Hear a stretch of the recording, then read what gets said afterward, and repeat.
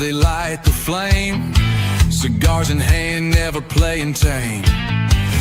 Pour the whiskey, let it burn real slow. On the Real Smoke Podcast, the stories flow. Guests are rolling with a spark in their eyes, talking life's truths and throwing lies. Laughter crackles like a fire alive. Cuba to Kentucky, they always thrive. Real smoke rises in the air tonight. Whiskey's bold, they keep it tight. Stories spark like a flaming glow. Mick and Charles stealing the show.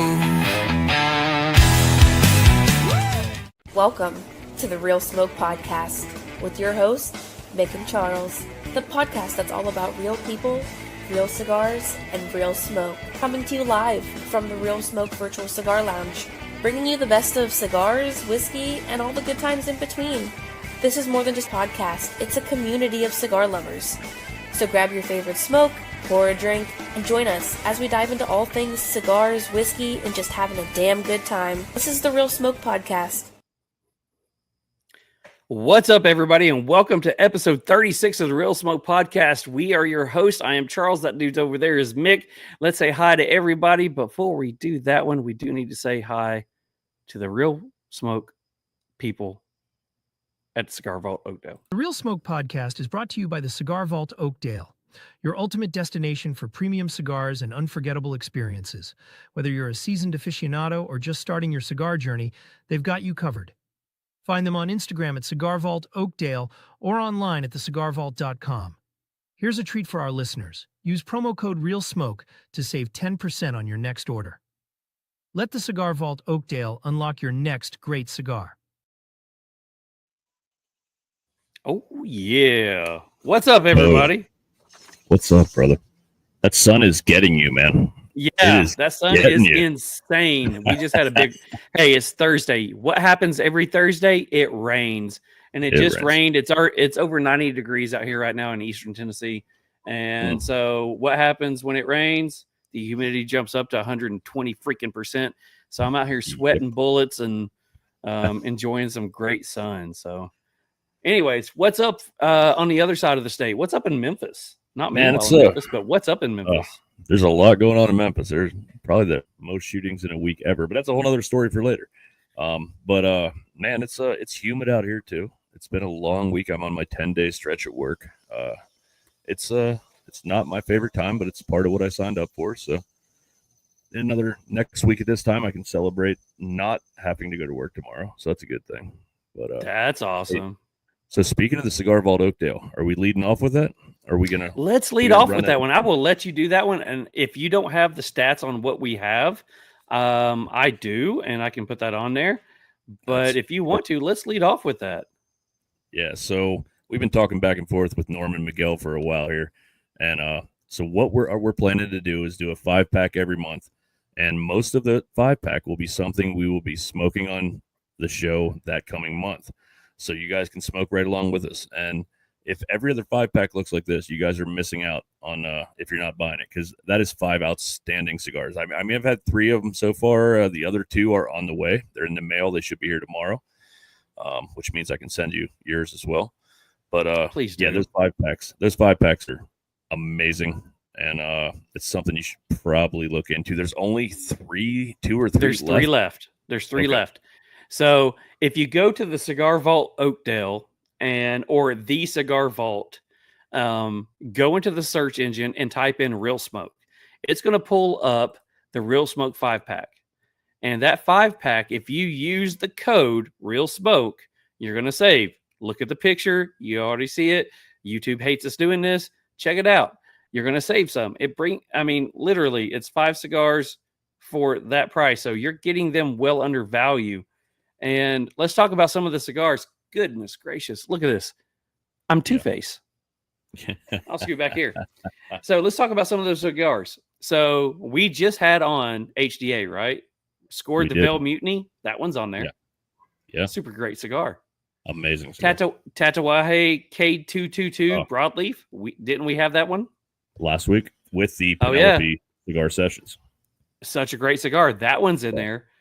Pastania San Andreas. We haven't had that one, but we will. That is in the lineup that we will be reviewing really soon. Really soon. Stolen Thrones Castle, the brand new. You heard him. You heard Lee talk about it on the last week's episode. Stolen Thrones Castle 919. Have we reviewed that one? No, but we will be. It's coming up. That one's in there. And Dissident Soapbox. We haven't reviewed that one, but it is one of my favorite and Sin's favorite Dissident cigars. So you get all of those cigars for that price. We have 3 left.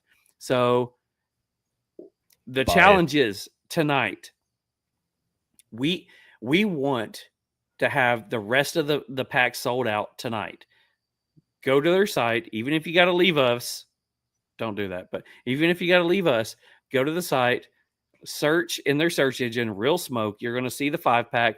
There's 3 left. Go get those tonight. Because there's a bet going right now whether we would sell out the rest of them tonight or not. And I've done Made Cigar Vault. I've already told them our guys will buy it out. And they're like, I don't know. And I said, they'll buy it out. So go buy it. Yeah. Yeah. It's something that you need to have in your humidor. And it's the first time we're doing this. I mean, support them, support us, get great cigars, save some money. I mean, hey, come on. What more do you want? Hey, I'm just saying, for the first couple of months, we want to build trust with that company. And because we're friends with them, we didn't want to say, hey, give us 20 packs. We put it out there when we had our meeting about it. We said, we want to build trust with you. We don't want you to allocate so many cigars to just us that you can't sell in your shop. So we said, let's start with 5 packs. Okay. We're going to do that for a couple of months. If it sells out consistently within a week after we announce it, we'll bump it up to 10. If it doesn't, we're going to keep it at 5.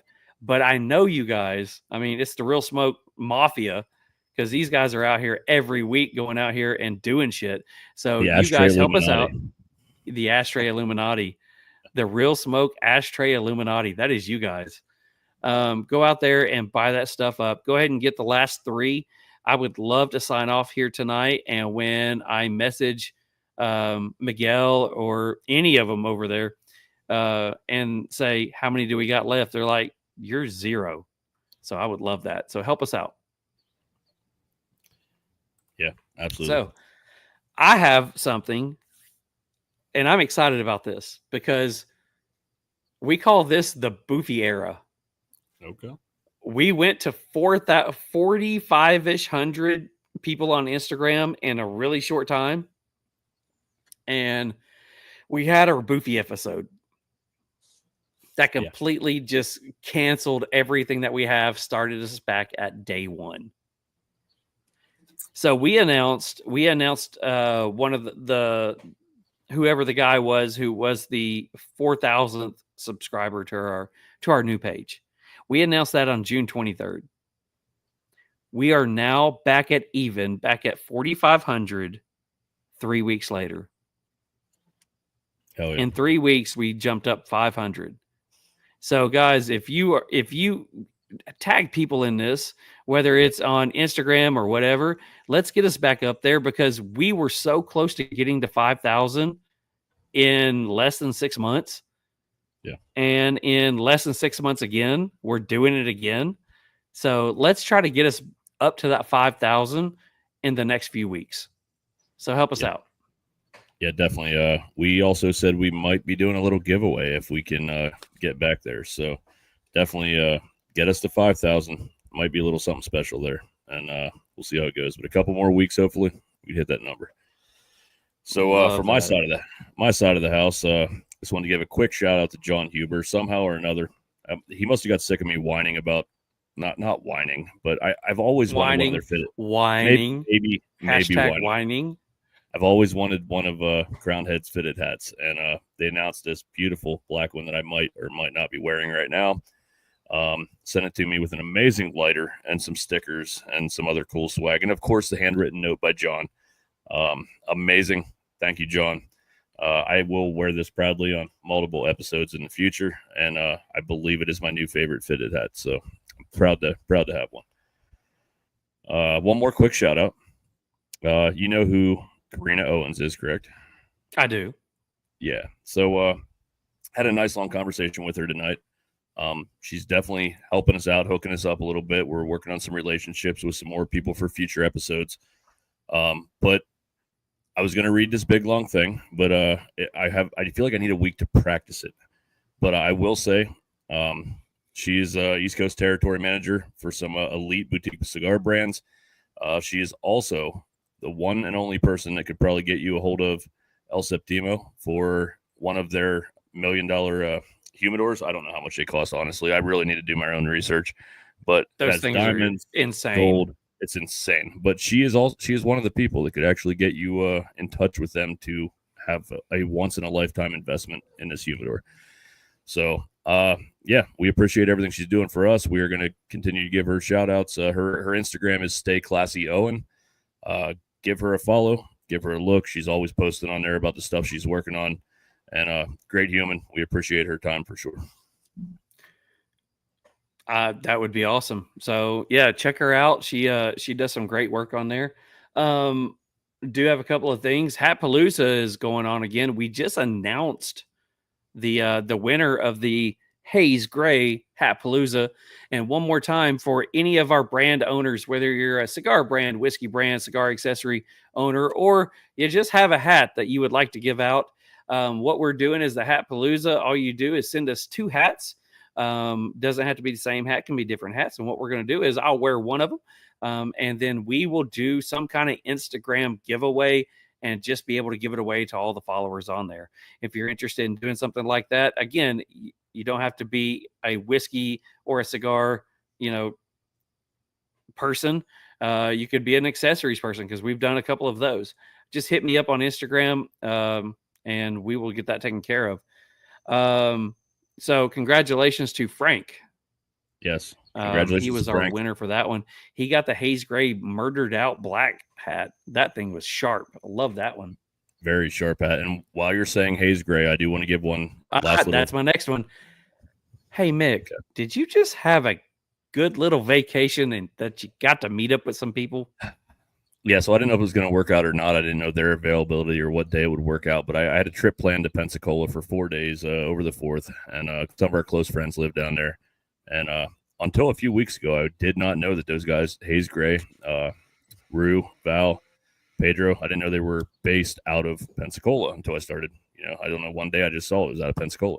So I reached out to them. I'm like, hey, if you guys have any availability, I'd love to meet up. And so Saturday worked out for me. Friday afternoon, I messaged them. They're like, yeah, we'll meet up with you at a brewery. And, it's always meeting somebody for the first time. You don't know what to expect or whatever. Although I know how the cigar community is, and I've talked to them online. I know they're good people.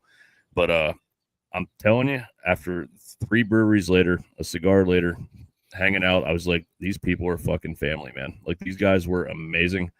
Like, I never felt more comfortable. My wife loved them. Like, the people we were with invited them out in their boat the next day. Like, everybody was just like, these are the salt of the earth freaking people. And to top it off, their cigars are pretty freaking banging. Like, that Patriot I smoked down there, which I believe we're reviewing next week, was unbelievable. So, I mean, all of their cigars are very good. It was one of the highlights of my trip for sure. So thank you guys for making time for me.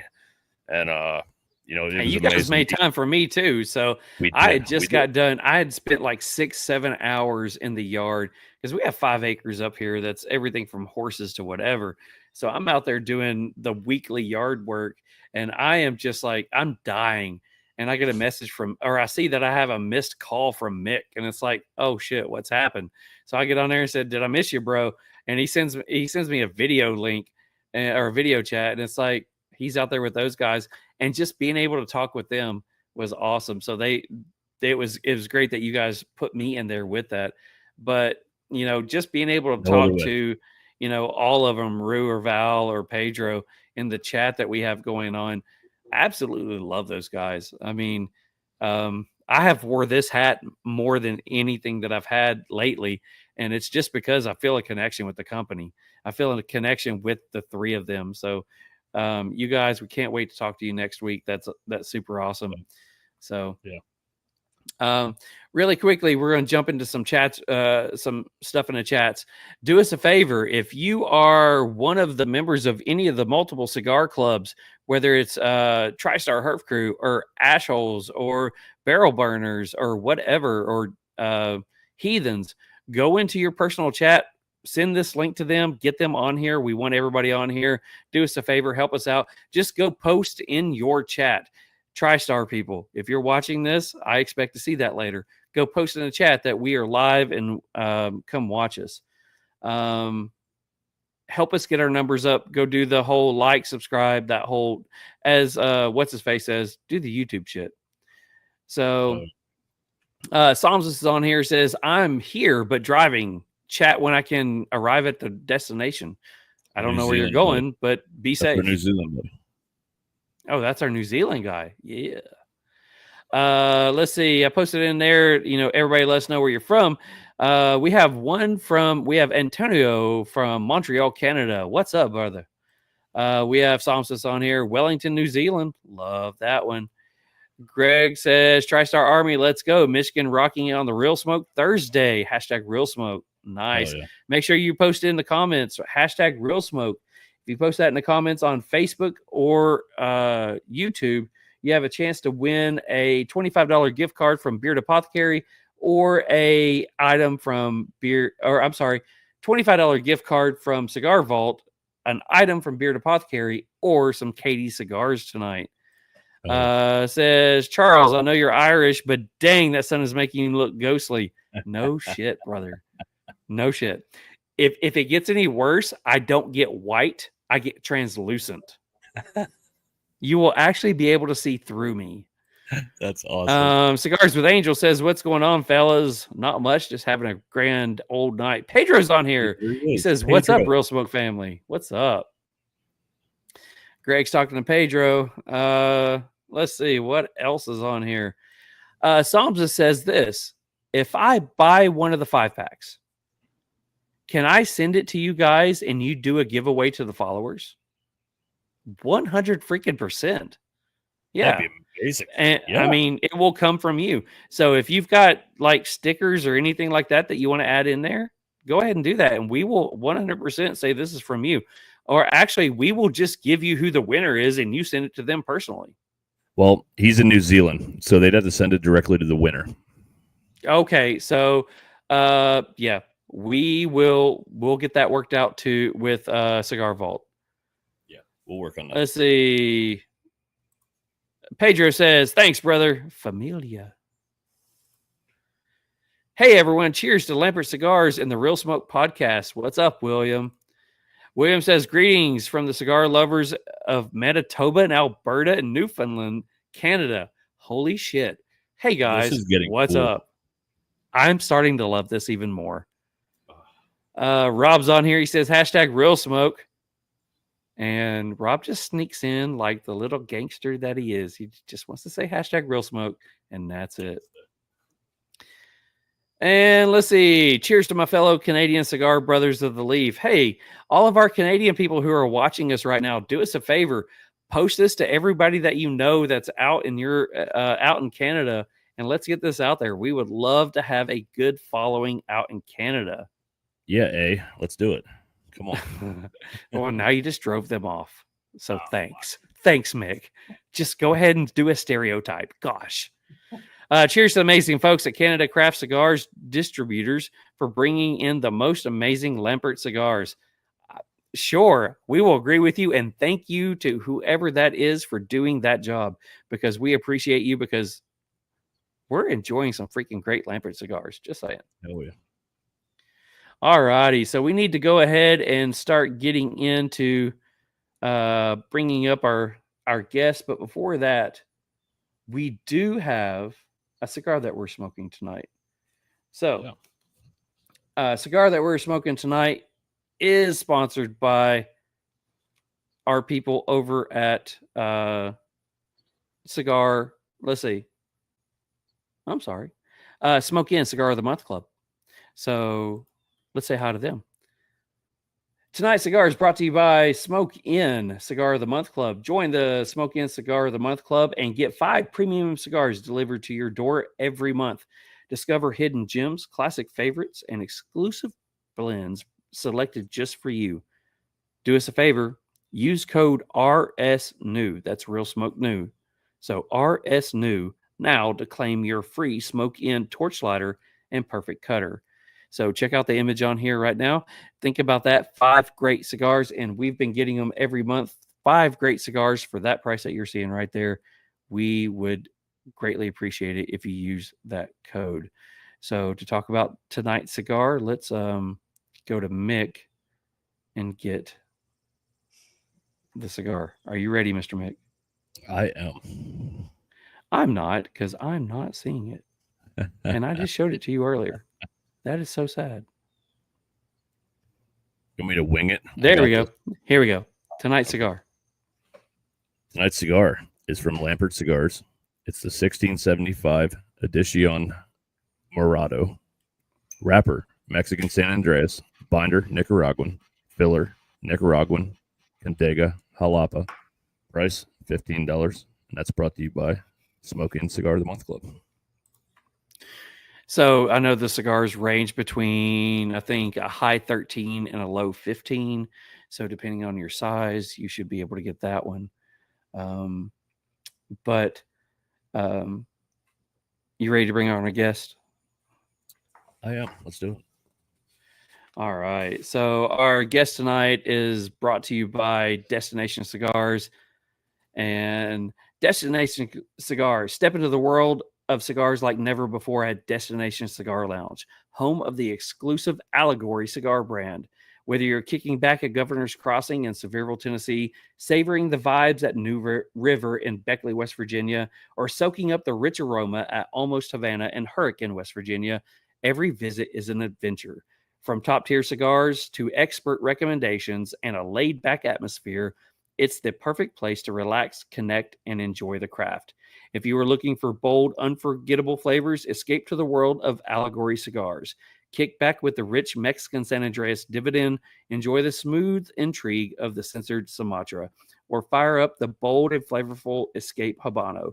For more information, you can find them on Instagram at destination_cigars, or explore more by visiting them online at destinationcigarlounge.com, or take a journey to one of the 3 locations in West Virginia and Tennessee.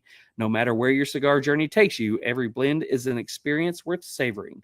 Where the road ends, the perfect smoke begins at Destination Cigars. So let's bring on our guest of the evening. He is not only an awesome cigar maker, he's a rum maker. He is also a lawyer. He is also Superman. I'm just trying to say all the things that he is. I mean, if you combine all of those, you've got, he just needs to be a firearms manufacturer and he would be the whole ATF. So everybody, let's welcome Stefan Lampert of Lampert Cigars. What's up going on, sir? Hi, everyone. Good to see you. How are you guys? Doing fantastic. Man, we're good, man. We're excited to have you on here. So I'm gonna start this off by saying I believe I mentioned it earlier. I'm not sure if he's on here right now or not. But a buddy of mine, Mark, that I work with, we were at a training one time, and he knew I did this. So I smoked a lot of cigars over the years and whatever. But he's like, "Man, you ever tried Lampert?" And I'm like, "Man, that don't even ring a bell." Like, and not honestly, I wish I'd have known about you sooner, man. Because like honestly, everything I've had from you so far is outstanding. But like at the time, I wasn't familiar with the brand, and so he kind of took me into it. And then a few months, might have been like 6 months ago now, Pete, I'm not sure if he's still one of your reps, but Pete had reached out to me about if we wanted to possibly have you on the show at some point. And I'm like, shit, that's that guy that Mark was talking about. And then I started buying your cigars and checking out your brand. And it all kind of came full circle. And by the time, like, as of today, when we get you on the show, I'm like, I'm super excited to learn more about how everything evolved for you and how you got into this. Because, I mean, I'm now a huge fan of the brand and really, really enjoying everything you're putting out, man. But we'll let Charles start off the kickoff here. But again, I'm just really happy to have you on, man, and how everything came about. And it's going to be a fun night. Yeah, appreciate the invite. Really, really appreciate it. Well, I will say that the reason I said Superman is because in the green room before the show started, I just happened to ask where Stefan was at, and he said, he's in Switzerland. I said, okay, so what time is it there? Is it there? So what time is it there? Now it's like 2:30 a.m. It's 2:30 in the morning, and Yeah. the first thing I did was apologize because, I don't know if there's too many people I would go and talk to at 2:30 in the morning. I mean, Mick even gets half the time he gets dead silence at 2:00 in the morning. So we want to thank you for jumping on here because dang, 2:30 in the morning, we appreciate it.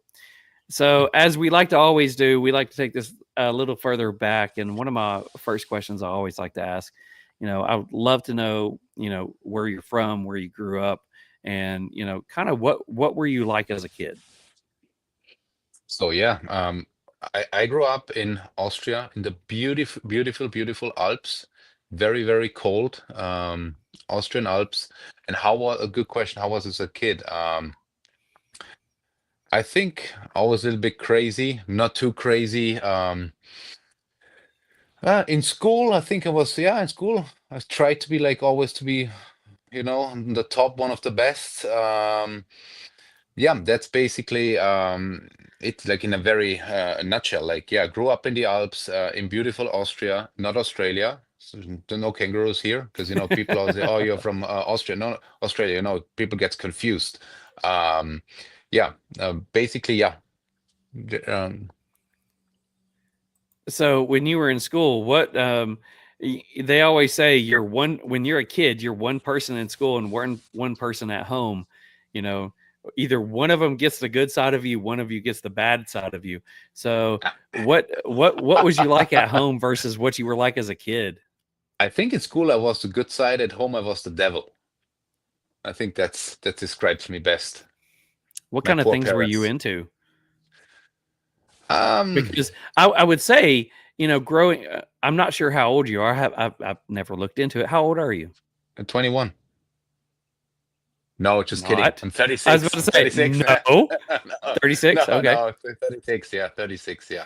Okay. So you're a few years younger than both of us, but um, I would say growing up, you know, in Austria would be a little different than growing up here in the States. So what were some of the things that you were into growing up?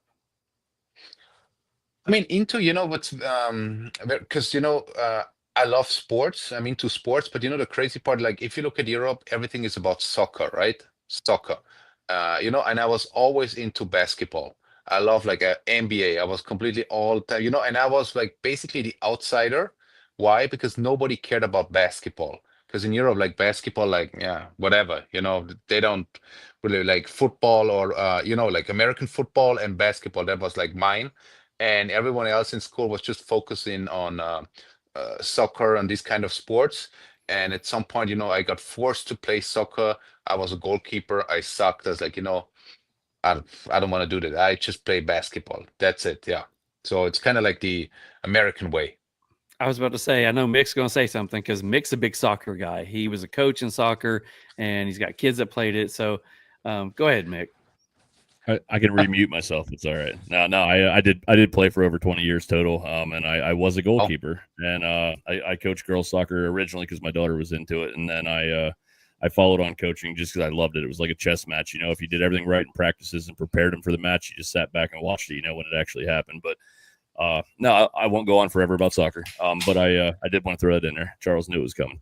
But did I was going to ask her, is everybody, so I'm not trying to stereotype this either, but apparently I'm doing that tonight. Does everybody ski since you grew up in the Alps? I mean, yes. is that like something that Yes. everyone does? Yes. It's, Okay. yes, everyone does. That's really like everyone likes, if you're a kid, skiing, snowboarding, bobsledding, Yeah. everyone, literally like everyone. Ooh, That's, bobsledding. That that's sounds like fun. like, yeah, like bobsledding is like fun. I love it at night, especially. It's crazy. It's fun. Um, yeah, it's all about skiing. But that's also, if you look at the country like Austria, very small country, 8 million people. Uh, what kind of sports Austria is good at? It's skiing. That's it, basically. Skiing, ski jumping. Yeah.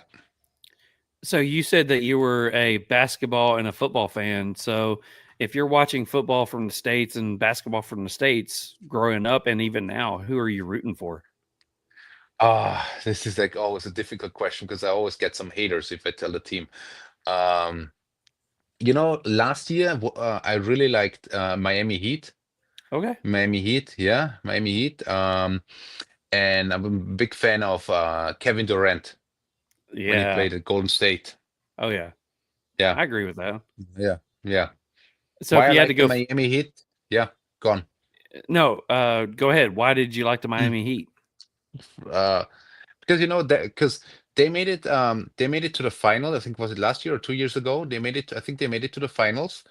But nobody expected that, and they didn't have like that crazy players on the team. That's what I really like. So because it just shows, in my opinion, like basketball is a team sport. You win as a team, you lose as a team. If you have like three or four, let's say five individual good player, but they don't play as a team, you lose. I You have agree. to be a team. That's for me, like it's teamwork. You are as strong as the team is. It's not on the individual. It's not about See, who makes the basket. No, it's like it doesn't matter unless the team win. If the team wins, fine. That's it. my favorite like time of every 2 years is the Olympics. Yeah. Whether it's on at my house, it's always recorded at my house. I have everything recorded, and at my business, I always have it going on because I love that team atmosphere that the Olympics brings out. Um, and you're talking about basketball. I have a group that works as a team. You had some, when Team USA for basketball got started, Mm. you had some of the biggest egos in Yeah. basketball playing on Team USA. And it wasn't their egos that was there. They realized to work as a team, we can dominate the world. Yeah. And you had Jordan and you had all of them on there that just basically said, we are one team. We may be from multiple teams, but we're USA right now. So I agree.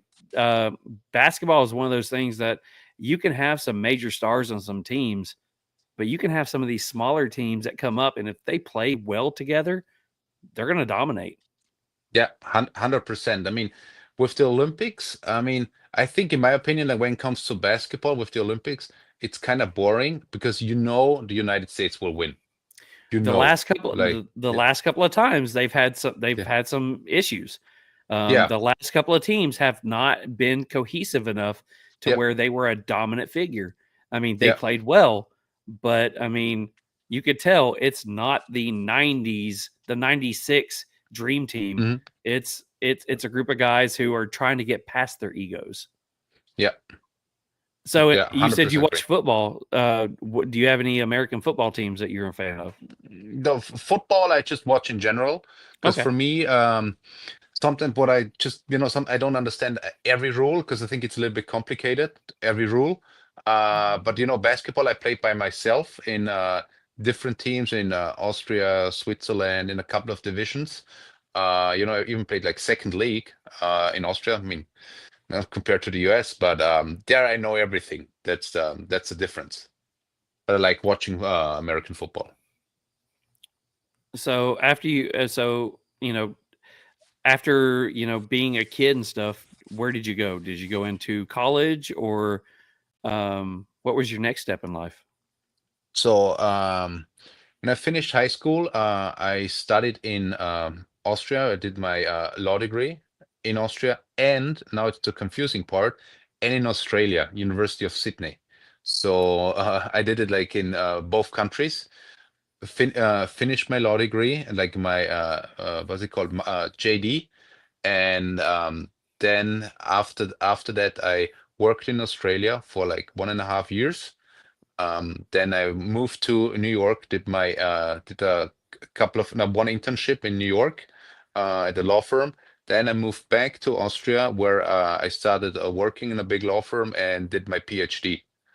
So yeah, completely into law. And what kind of area in law? Regulatory law, like everything that's regulated by agencies. That was my area. That's why I know a lot about tobacco. That makes sense. That makes Yeah. sense.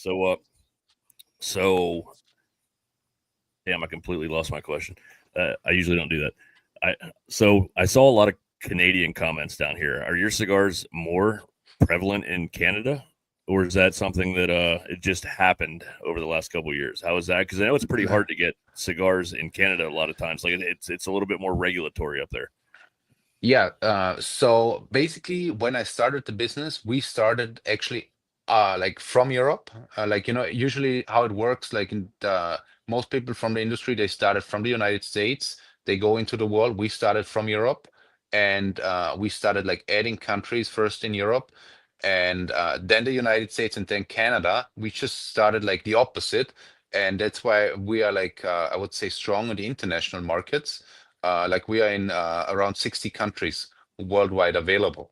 So and we just have to be in the US. We are still like very, very boutique. That's where we have to work on to get the name out, because it's such a competitive market, the US. But yeah, I would say, yeah, we are very international, available in more than 60 countries. And yeah, Canada is one of them. They have some special requirements, like this very ugly plain packaging. And yeah, but we make it happen. So Canadian Craft Cigars says, "How goes it?" So I guess they're a really That's our big importer. Yeah, That's your our importer. importer. Awesome. Yes. So yes. Canadian Craft Cigars, do us a favor. Make sure you like and subscribe to us, because we would love to make sure that you're on here with us. So you were talking about that you went and you started your law degree back home where you're at, and you went into Australia. What made it? Was there a reason behind doing law in Austria and then moving to Australia, or what was that? The weather. The weather. It was always freezing. Basically, it was the weather. Because Australia, the semester started in January, and I said, "Oh, really? Do I want to do January? It was super cold, like freezing. Do you want to stay in Austria, or do you want to move to Australia? And summer, beautiful weather, great university. They speak English, and the tuitions are not too expensive. Let's move to Australia and do a couple of subjects in Australia." That was the main reason, actually, was the weather. And So the name. what did you think about Australia when you was there? So first time when I arrived in Australia, because they have such a crazy accent, I thought, oh man, I don't speak English. I don't understand a single word, like what they are saying. I don't know. It's like I was very confused. But it was not just me. I had a couple of American buddies, and even they are struggling understanding the Australians. I said, oh, it's not just me. Like a very heavy accent. So living in how long did you live in Australia? 2 years. 3? 2 years. 2 years. Okay. 2 years. So Yeah. what was some of the best experiences that you had while living there, and what was some of the weirdest or bad experiences? I mean, I think one of the best for Australia is very international. University of Sydney, you connect with so many people. Like I met so many Americans. Like I made really, really good friendships with people from America. There's a lot of exchange programs with the United States, Australia, and the United States. It's very international. I like the lifestyle. You can do surfing. You have like the city. You have the beach. You have like good weather, and it's just the combination. Love it. So are they more laid back or more fast paced? Very laid back. So for me, Okay, cool. like from Europe, like or like Switzerland, Europe, you're like, hey, let's study together. Let's meet at 3 p.m. These Australians, they showed up like at 4:30. How's it going, mate? I was like, well, it's we said 3. Yeah, no worries. And I said, well, yeah, it was like a little bit shocking how laid back they are. You make appointment, they just show up like an hour later without telling you anything. Nothing happened. Yeah, it's like normal for them. That's Yeah. crazy. One of our close friends went over there for like a 2-week kind of like intern kind of thing, and she could not get over. She's like, all right, if you venture outside like into the desert areas, something's going to kill you. She's like, but if you stay within where the cities are, it's freaking great, and everybody's laid back and pretty chill, and it's a good time. But That's true. There's spiders, everything, even in the cities. I mean, if you're not scared of spiders, you're fine. But if you're scared, could be a problem. yeah, absolutely.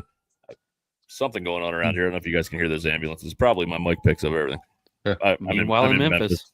I'm in Memphis, and it's crazy around here. But anyway, so then you mentioned you went to New York. What brought you there? Was it a job opportunity, or was it Yeah, it just was another an chance? internship. No, it was just an internship to Okay. see how, like, how the US legal system and the law like works. And I want to always be in a very international city. New York is like big. This is like way bigger, I would say, than Sydney. It's just like a very international crowd, and just to get the experience. That was my main reason, and to improve my English, because English is not my first language. So I want to go to like as many countries as possible, to understand more and more words, to talk to people. Yeah, especially like the legal terms. That's sometimes I think even as a native, probably you don't understand some legal terms. So what does that mean?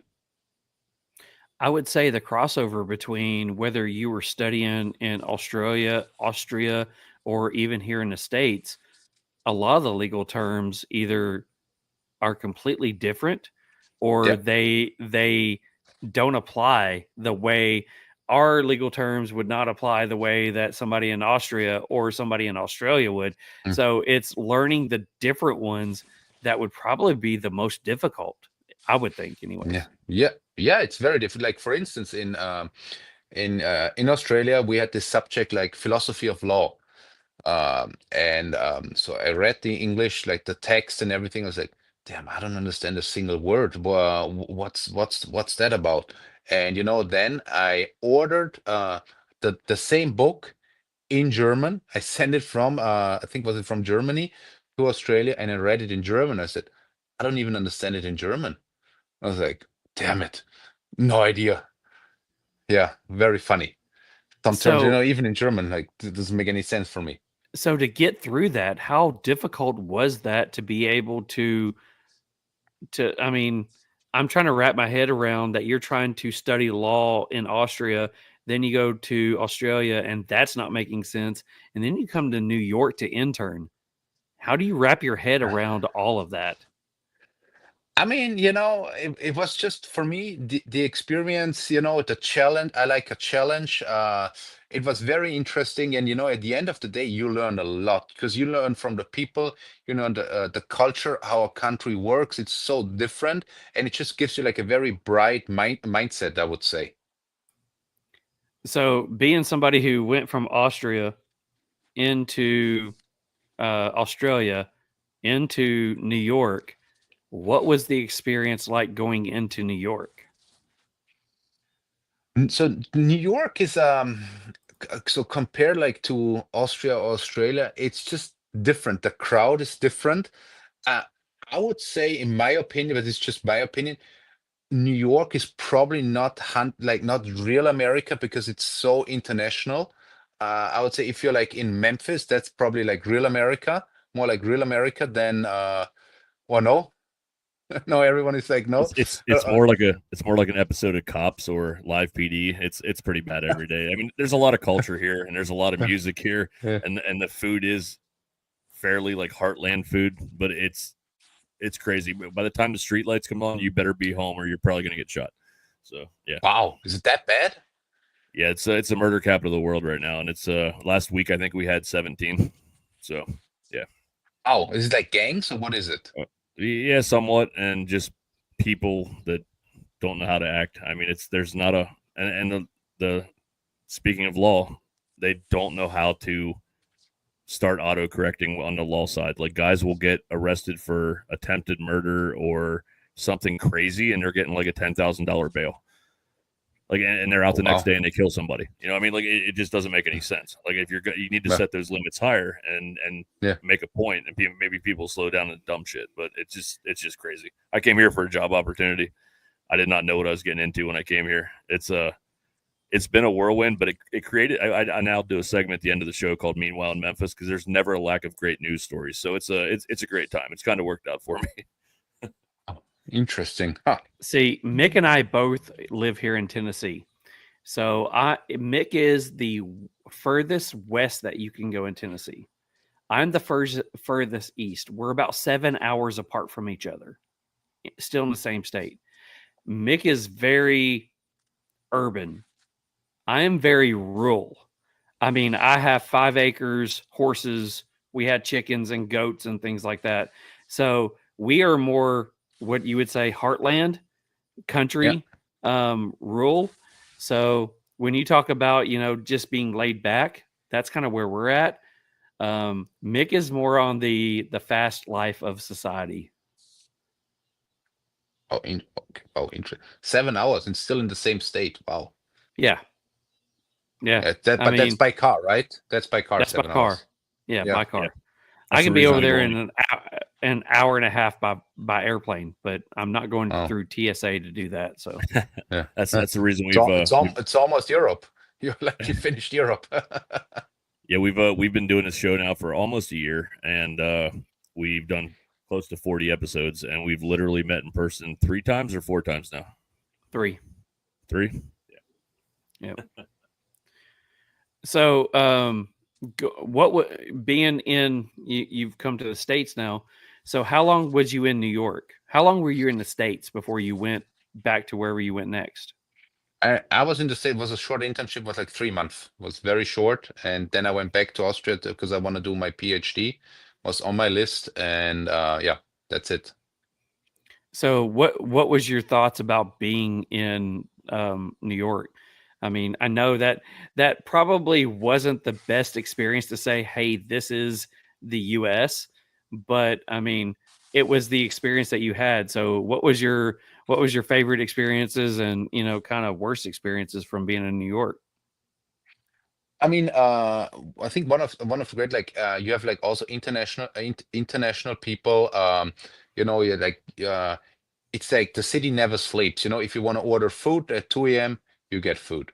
Not like here in Austria, impossible. After 10 or 9, if you're not in the capital, there's no food. Forget it. But in New York, you can get food. You can go to a bar. That's what I like about New York.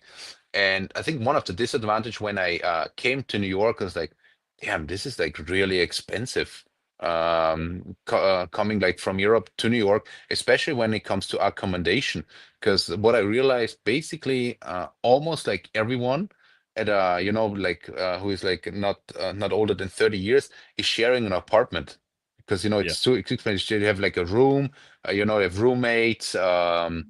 And for me, it's like something that completely new because here everyone has usually his own apartment because it's still like a couple of years ago now, 10, 15 years ago, was still affordable. But in New York, everyone like, okay, no, I have roommate. And you don't in New York, you don't really meet at the apartment, you meet at bars because everyone has just like a tiny room. It was completely different. Yeah, it was different for me, like, a new experience. Absolutely. Yeah, it's the price of rent is definitely not going down anywhere, and New York is Yeah. one of the most expensive for sure. But was Yeah. I was going to ask, was that your first time in the United States, and have you been Yeah, back? first time. I mean, much since, or how's that been? No, first time, but I traveled a lot back to the United States because also wanted to see some other cities, not just New York, because I went back to Chicago, I went back to Los Angeles, San Francisco. I just want to see like the whole, because I think New York itself doesn't represent the United States. I think you have to see more from more cities to understand the United States. That was my approach. So I'm sure that you've been through the U.S. during your cigar journey. Yeah. So what are some of the areas that you have found that you've absolutely enjoyed while visiting, the U.S.? That's a good question. So when it comes to like to the city, I mean, I still like New York. But when it comes to weather, California, I think, has one of the best weathers in the United States. You can always wear basically a t-shirt. That's what I like, because I don't like cold weather. Or Florida, also very nice, but it's for me very humid. I think if I can choose the weather, I think California has a better weather than Florida. It's not that humid.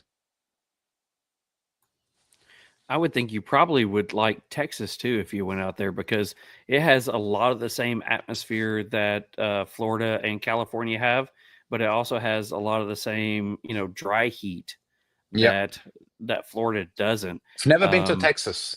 Never been to I Texas. haven't Missing. either. I have a lot of friends out in Texas.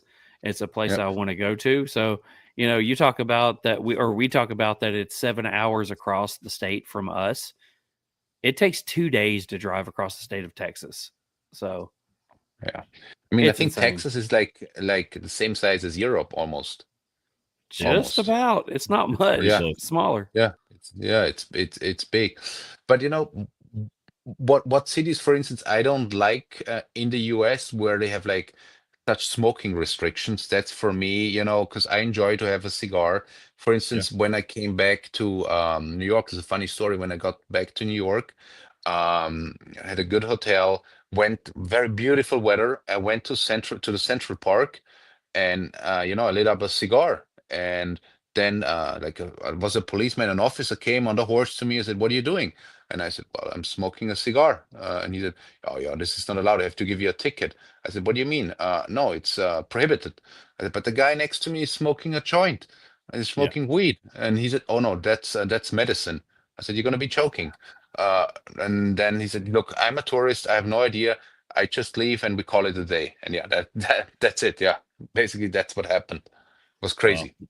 That's happening in so many places in the United States right now. And I mean, to each your own and whatever you enjoy, but like, don't try to classify one over the other. I mean, it's just it's rough as a cigar smoker for sure. Yeah. But there are cities like, for instance, like in Florida, I think it's a heaven for cigar smokers because they don't have big problems. Or Texas, they don't have big problems with cigar smokers. But when it comes to California, there's also very, they're very, say, strong laws against smokers. It's very regulated in California on Yeah. a lot of different aspects. Yeah. So I'll say that my wife and I, every year, we go to outside Charleston, South Carolina. And for years, they've never had any problem, with, smoking. So the place that we stay is an old, a nice little old town. It's got a nice little square that's, little area that you can walk around, and we go walk around it. And the evening, our thing that we always used to do is, the last thing that we would do before we end the night, we'd go walk the square, go walk the street, have a cigar. And so we were walking it, and I think it was our third night in, and I'm smoking my cigar, and we're talking, holding hands, and doing our, lovely stuff that we do. Yeah. And she just stops and looks, and she goes, and I go, "What?" She was like, "Have you ever seen this before?" And I went, "What?" Looked over there. It said, "No vape, no smoking, no tobacco. Enjoy your tobacco-free park." And it was like, it's an outside park that we're walking through, and yet you can't smoke out there anymore. So I found that kind of weird that, a lot of outdoor places are, cutting the fact that you can, I mean, they're putting all of us together, tobacco as in cigars, cigarettes, and vape. We're 3 different categories. We should not be lumped together. 100% agree. 100%. Yeah, that's why I'm putting a little plug in here, but that's why we're proud members of the TPA. They fight for that every day, trying to make sure that cigars are not lumped into cigarettes and vapes and everything else that's out there. So it's a different product. It's a different 100% different product. The people fighting against it are the people that don't have any clue what cigars actually represent to most of us, which is that brotherhood and that slowing down and that enjoying that time, and it's not about a high or a buzz or whatever. It's about enjoying that time and slowing down and taking life in, But so let's get into one of my favorite parts of the show. So we are going to get into cigars here, but I always like to know what was that gateway cigar for you? How did that happen? When did that come about? What do you remember that time where you're like, man, I fucking love cigars? I mean, was there a time for you that kind of kicks back to? So my first cigar, who gave my grandpa gave me for after I finished high school, he said, "Look, we have to celebrate. Let's smoke a cigar together." And he gave me it's the first time when I smoked a cigar, and then I got into cigars because I really liked it, smoking a cigar. I never smoked cigarettes, vape, or anything else, only cigars. And that was basically the first. It was 18 It was my first cigar through my grandpa. That's a great memory, man. That is awesome. Do you remember what that cigar was? What brand it was, or anything like that?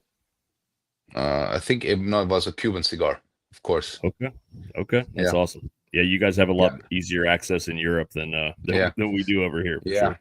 Yeah, but that was like almost 20 years ago. That was like it was full of Cubans. Absolutely.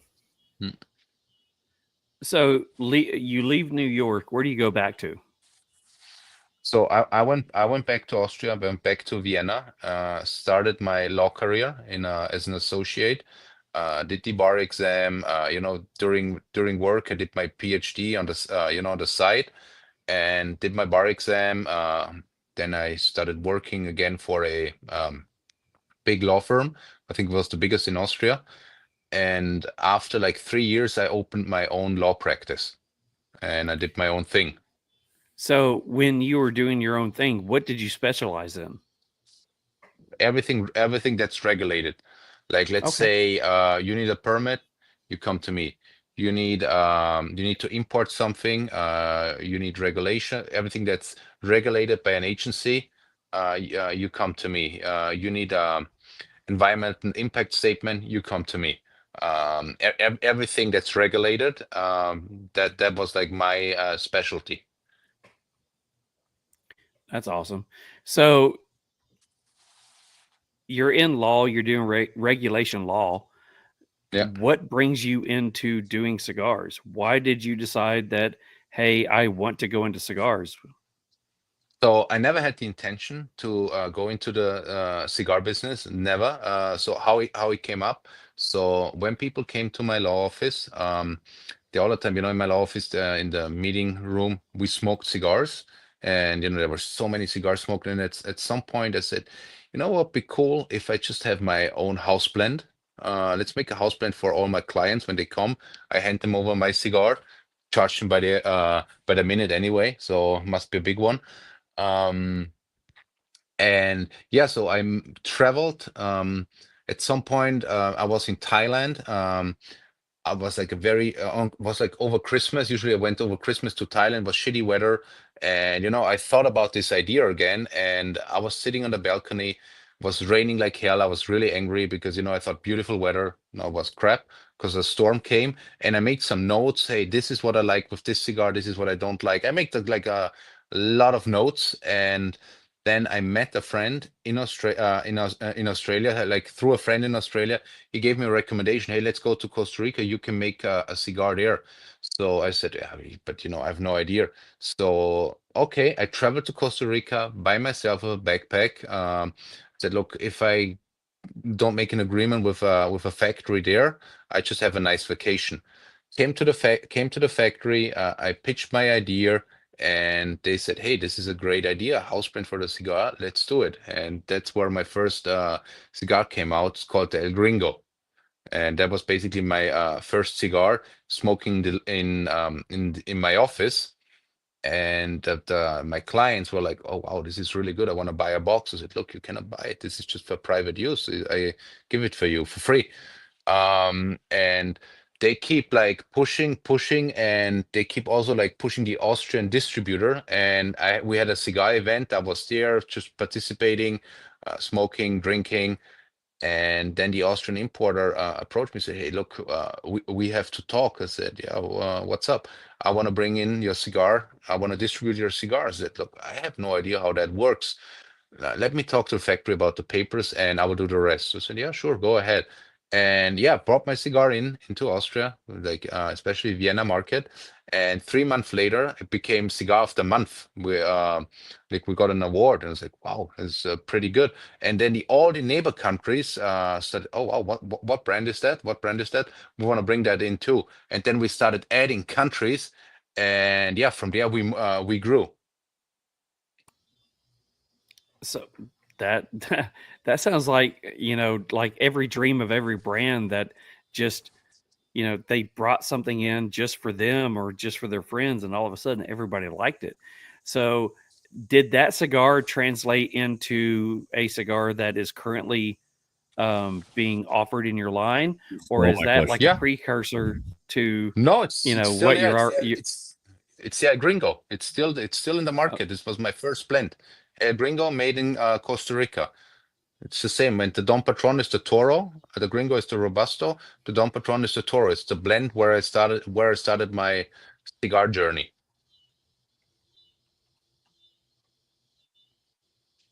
So let's go into, you've already started, you've got this one cigar that everybody's loving, and they bring it out into the market. So where do you go from there? Do you go looking for a factory that's going to start making your cigars, or how do you go about doing that? What's your next step? So my next step was basically I traveled to the factory again to make some more blends. And a friend of mine from Austria, he made an introduction to Nicaragua, to a factory in Nicaragua, and I thought, Nicaraguan tobacco, interesting. Let's give it a shot. Let's travel to Nicaragua, and then from Nicaragua, I added the first cigar from Nicaragua, the Azul line, to extend the portfolio, not to have Costa Rica, to also have Nicaragua in my portfolio. And from there, I started with the Azul, and at later stages, I added the Rojo and the Morado. The Morado, what we are smoking tonight, that was our first Maduro that we brought on the market. So the 1675 line was the first actual like core line that you brought out. From Nicaragua, yes. The first Okay. core, the first line was the Gringo, the Oro line. It's Right. Gringo and Don Patron. That was the first line, and then we added a second line, the Lampert 1675. It's not my age because people are, why is it 1675? Is that when you were born? I said no, no, I don't look that old. No, that's when we got the family crest, because the family crest is also the logo of the band. So yeah, that was the Lampert 1675 was our first line from Nicaragua. So that goes back. Go ahead, Mick. I know you got something. No, just while we're touching on the band. So I read that family crest dates back to 1418. Tell us a little bit about that. Yes. Like it dates way back. Like I always try to do a little research on the bands because it's one of my favorite parts. Like I love that family crest. So tell us a little bit more about that. So yeah, so our family goes back, as you said, to I think 1497 or something, right? Yeah, if I can remember correctly. So our family, we got that crest from the king. The king gave it to us, and I read all the stories about this crest. I was like, I'm so interesting. Where I can find it. Who had everything? The church. They had books over books about this. The every single meaning when they gave it to you, the reason, and yeah, basically all the information I got is from books in the church. So let's talk about the different lines that you have. Yeah. You have the first line that you put out that you said it had 2 cigars. So what is that Yeah. line? So the first line is the Oro line. It's made in Costa Rica. That's basically Right. consists of the El Gringo and of the Dom Patron as the regular production, and the Ocean Breeze, which is also made in Costa Rica. Basically, we have 2 lines in Costa Rica: the Oro line, the Ocean Breeze, and as a third line, that's usually our Limitada that comes out of Costa Rica that we just released this week, and it's completely sold out. Your So Ocean that's our Breeze has been getting a lot of hype for, since you started putting it out. That has been something that, as I've been doing research, I've been smoking your cigars for a little bit, not really realizing what I was smoking, but always hearing that people really enjoy the Ocean Breeze. Yeah, the Ocean Breeze is a very special, I would say, a special cigar because I think it has a very unique taste. Our Vitola on the Ocean Breeze is a 5x54, a Robusto Grande. It has like a very interesting, like this Criojo wrapper, and the binder and the filler. It's like undisclosed, and I cannot tell much about it because it's so special. And just that what we will add now, because we got such a good feedback from the Ocean Breeze, as you said, after the trade show in Germany this year, We will extend the Ocean Breeze with 2 new Vitolas. We will add the a Gordito, a 4x58. We will add, and the Toro Grande, 6.5x56. We will add to the portfolio. So we will extend the Ocean Breeze basically to 2 new Vitolas. Yeah, I've also heard a lot about the Ocean Breeze. I had read somewhere that it's because you felt it left a minerally salty taste on the lips, and Yeah. that sounds right up my alley, man. Like, yeah, I know Charles loves that as well, because and also I like to sip a little bit of tequila or have a margarita while I'm having a good cigar, and I think that saltiness would play off of that so well. I've not had the opportunity to have that yet. I've had your Kingpin and the Murado that we're smoking tonight, but regardless, man, it's the blends are spot on. So I guess tell us a little bit about how your process of blending some of these blends. Like, how do you go into actually, like, what do you go into it looking for something, or do you let the cigar speak to you on what you want to put out next? So I go to the travel to the factories. I will see. I will look at the tobaccos. I talk to the owners who helps me with the blending, or I said, look, let's do this. Let's work with this tobacco. Let's try this tobacco. You only smoke the filler, and then you start building it up basically from the filler to the binder to the wrapper. It's a very long process, because what actually happened? Let's say you make a cigar, it's fresh, you like it, and then let's put the wrap on, put in the humidor for like 3-4 months, and then you smoke it again. Either it's a hit or miss. You have an idea about the outcome, what it should be, but sometimes it really happens. I think it happens to everyone, not just to me. It says, oh man, this cigar tasted so much different when it was fresh. I really liked it, and now it's crap. So you have to go back. You have to start from the beginning. So did you have an experience with that when you were blending cigars and you were like, I absolutely love this one. This one's going to be the next cigar that we put out. And then when you revisited, said, no, we can't do this. Happened actually to me this year. I blended an amazing cigar. I said, okay, that's gonna be it. And they put it in the humidor. I came back 4 months later, and they gave me the cigar to try, and they didn't tell me anything, and I smoked it. I said to the blending master, I said, hey man, that's crap. Don't give me this crap. It's just a cigar that you liked. I said, really? Oh man, it's crap. We have to start all over. I said, yeah, we didn't expect that outcome. I said, yeah, me neither. So I had to go back to the start, and that means like you have to go back, like you will lose like 6 months at least, because you have to go back, work again. So what factory are you using? Do you have is it your factory, or are you using another factory? No, so we are very transparent. We don't have our own factory. We use Tabacos de Costa Rica in Costa Rica, and in Nicaragua we use Agro Tabacos. They produce the cigar for us, and we have also a little production in the Dominican Republic, where we use the Kelna Boutique factory. So basically, we produce in 3 countries: Nicaragua, Costa Rica, and the Dominican Republic. But the Dominican Republic, it's mainly for Europe, because it has like these cigars that we make there. It has like not much strength. I think it's more for the European palate that we make there. So you guys started coming out strong in the European market, and you started moving into other markets, and then you came over into the U.S. market. Yeah. What are you finding when you're in your factories and you're trying to blend for these other markets? What are you finding are the biggest challenges that you have going into these different markets? So yeah, it's very difficult, because you really have to think.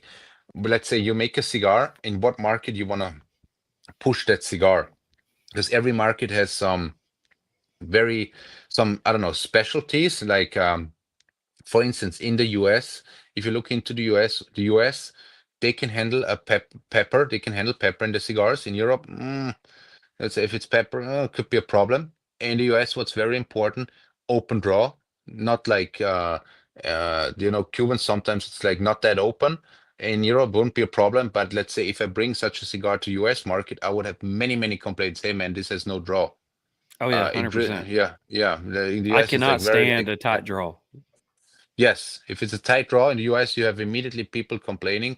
In Europe, for instance, they're used to it. They don't complain. So it's about the draw. For instance, like we had an event in Germany, and I gave one guy, I was chatting like 3 weeks ago, the Ocean Breeze, and I said, "Hey, what do you think about the Ocean?" Oh yeah, I really like it, but I have an issue with the cigar. I said, "What's the issue?" It has a very open draw. I said, "But it's a good thing, right?" Oh no, I prefer it tight. I said, "Okay, interesting." Yeah, so it's very interesting on the markets, like because if you would do that in the US, it would be the opposite. It would say, "Hey, I don't smoke that." I guess that's something I never really knew, that like I guess in Europe the tighter draw is something that's maybe expected. I Because of the Cubans, because of Cubans Okay. cigars. Okay. Yeah, That makes they're sense. usually That tight. makes sense. They're usually tight. Wow. Okay. Yeah, I guess we're just used to a certain kind of draw. You're right. I mean, it's just different nuances for different areas, and it's something I never really thought of when you're putting out to so many different countries. You kind of got to take that into perspective, to Yeah, what you're putting out. So, wow, that's yeah, interesting. yeah. But also, what's also an interesting fact when it comes to making a cigar with, because in the US, in the Americans, they love Mexican San Andres wrapper, Maduro. They love it in the US. If you 100%. bring this in certain markets in Europe, if it's like a Maduro, oh, strong. I don't smoke it. Just by the look. And I tell everyone who says that, look, I can give you a Connecticut, very strong, and I can give you one with Maduro, not as strong as this Connecticut. It has nothing to do with the strength. But many people already have like this mindset, like if the cigar is like if it's a Maduro, must be super strong, which is not true. But it's some most people have in their head. See, that was one of the things as a new cigar smoker that I was worried about. There were brands that I would not touch because the wrapper leaf was so dark. I thought Yeah, in my head that it's going to be strong, it's going to be nicotine heavy. And yeah, what I found out later on was that's where the flavor was. I yeah, was getting all the different nuances that I enjoy. I love the pepper. I love the chocolate. I love the espresso. I love, the slight mineral notes, the baking spice and the salty notes. And you don't get a lot of those in a lighter wrapper cigar. yeah.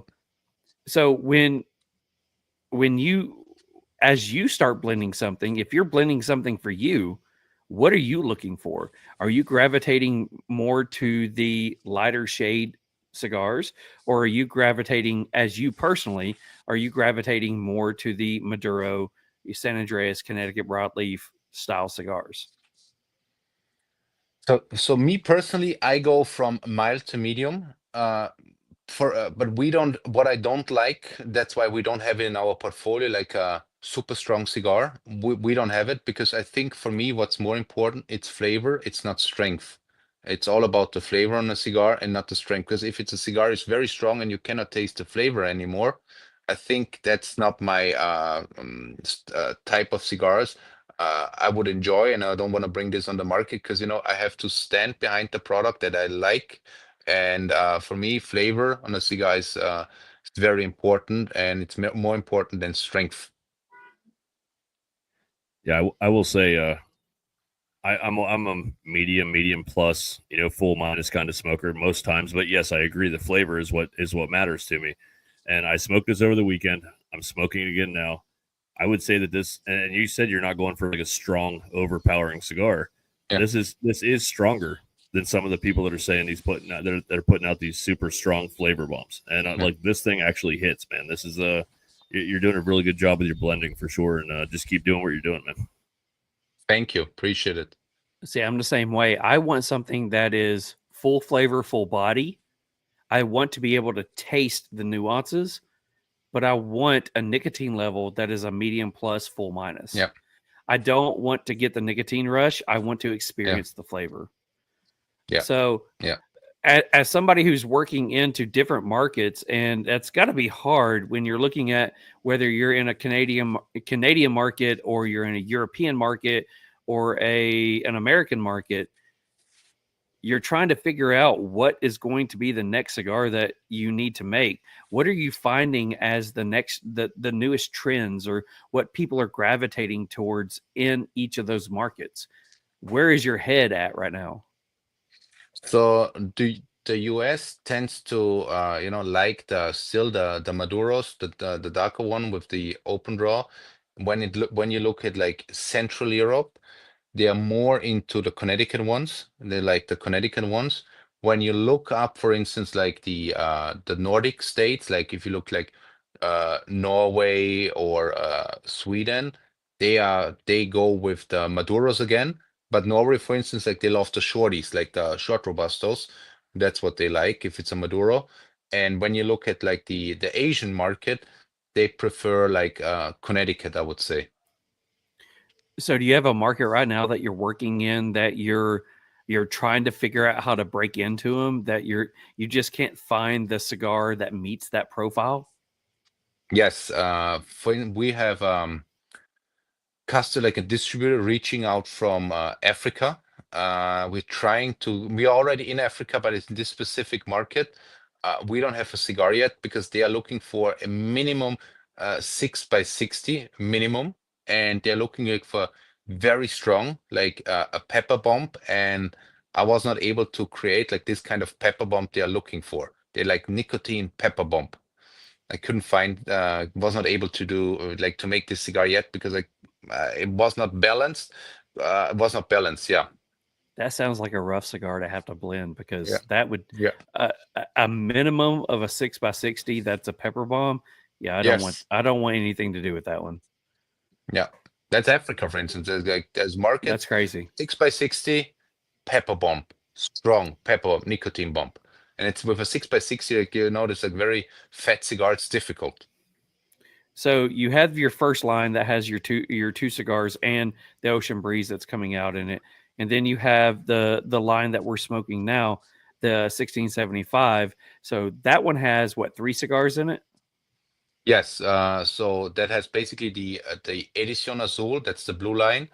Edición Rojo, that's the red line. So Azul with an Habano wrapper, the Rojo with a Connecticut wrapper, and the Morado with a Mexican San Andres wrapper. These are the 3 lines that we have right now from Nicaragua. We will release a new line in October, November from Nicaragua, which has it's called Edición Verde. That's a green line, Green. which is a Mexican San Andres wrapper, binder, filler, Nicaragua, which is an oval pressed cigar. It's gonna be Okay. new. Yeah, That's awesome. overpressed. Overpressed. It has power, but flavor. So, and when you came into the 1675 name, you said that is the name of when your family crest got started? Yes, exactly. Then that's the time when we got the family crest awarded. That's also below the family crest. That's the official picture. That's why. And I noticed that it says it has a lamb on it. So Yes. I'm taking it Lampert means lamb. Yeah. I think kind of like every symbol Kind of. on this crest has a different meaning. I cannot recall every symbol on this one. I think it's called heraldic or something, where it says the meaning of every symbol on this crest. And I cannot recall it because it's a little bit complicated. So do you have any more lines after this one? I mean, I think for this year we are like fully booked. We have the Ocean Breeze in 2 new sizes. We just released the Limitada 2025. We had an old batch of the Limitada 2023, and we have the Edición Verde coming out. I think for this year, fully booked. For next year, I have a couple of ideas, but I haven't really, finalized that idea for next year. All right. So just watching stuff in the past and hearing about it, you have something that you're looking at doing, and it's going to be a Lampert card. Yes. So tell us a little bit about that and what your thoughts are on that. Yes. So we will release, it's called the Lampert Black card. We have 200 cards available. With this, I cannot do more than 200 because only like certain people, like, because it will be like very selective, will have like access to that program, which means exclusive blends. When we release a limitada, you have early access. You can have access to like cigars that will be not released on the market.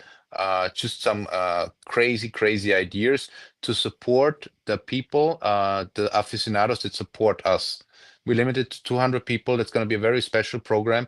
We will team up with a few retailers to make this happen. As everyone will have like a, you have a card, you have a number, you can log in a portal where you see all your benefits, where you can reserve something, or you get discount, you get special rates. You can, hey, reserve me the limitada. You will be the one who gets that box for sure, because they sell out very quickly. We just put them aside. This is for you. So this kind of program. Yeah, I haven't released everything yet, but this is basically the main idea. The black card. Yeah. That is a great idea, man. For fans of the brand, that is phenomenal, man. It's that insider stuff that everybody wants. Yeah. I also got to ask you about, because I'm a rum guy. I'm actually drinking rum right now. I tried to get a bottle of your rum before the show, but when I actually did the search thing on your website, it said that I was 5,000 kilometers away from the next place that had it, or some for crazy shit like that. So is your rum barely available in the United States, or just not in Tennessee? Like, I couldn't find it anywhere around me. No, it's not available in Tennessee. I think Total Wine has it, but with Total Wine, it's about the shipping. That's the issue. With the rum, the problem that we are facing in the US with the rum, so we have an importer, but to bring in the rum, you have to have a distributor in every state, and this is like very difficult to manage this compared to Europe. You need like one basically importer who can act like our company as distributor and retailer, so you can cover like basically the whole European Union with no problem. So in the US, the challenge for us is just to find a distributor that takes you on board. And most distributor, because you're a boutique, they don't take you on board, because we are also like not the cheapest, because we make very high end, and everyone that is looking like for rum that is like very, let's say, affordable. For good rum, I will pay a good dollar. I mean, it's the same way I know. Yeah, but you are one of the few. You are one of the few people. As somebody who's a whiskey drinker, I love my whiskey, so I'm used to paying a minimum for a good bottle, $50. So hearing that that your whiskey or that your rum is in the, I guess what, $60-$70, $60-$70 range, that's up my alley to buy whiskey. Yeah. So I'm 100%, even the tequila that I'm buying right now, because of this guy right here. I was not a tequila guy, but I was realizing the tequila I was drinking was shit. So moving up to good tequila to drink, a sipping tequila, is still minimum $50. So you come in with a good rum that's going to pair with cigars, I'm going to spend $60 on it, because that's normal. And isn't your I mean, I'm not saying it's made to pair with cigars, but like I'm sure that played a little bit of a role in what your taste you were looking for was. And also, isn't all your rum either like 7 or 12 year aged? Yeah, so we have 7 and 12 year, and we are releasing next year the 15-year-old rum. It's made actually for the cigar smokers. It's pairs well with cigars, because first the cigars, when we did the blending, it must fit for a cigar. It must have, clean for the palate when you smoke the cigar. That's the main reason behind it. I want to have a product that goes with the cigars. That's the main reason behind our rum. So I guess I'm backtracking a little bit, though, because I am a rum guy. I need to know a little bit. So, like, how did that come about? Like, how did you get into the rum? Like, you're like, man, I love rum. I love cigars. I'm going to do rum now. So basically, when we started with the cigars, it's like, because I love rum. I'm not a big whiskey guy. I don't know. I get hiccups from whiskey. I don't know why. I'm into rum, and I thought, you know what? Let's produce a very small batch of rum, because I really like it. I got an introduction to a very good rum distillery. We started blending. I love it. I bought 1 pellet, and I said, look, if I cannot sell it, I drink it with my friends. I don't care.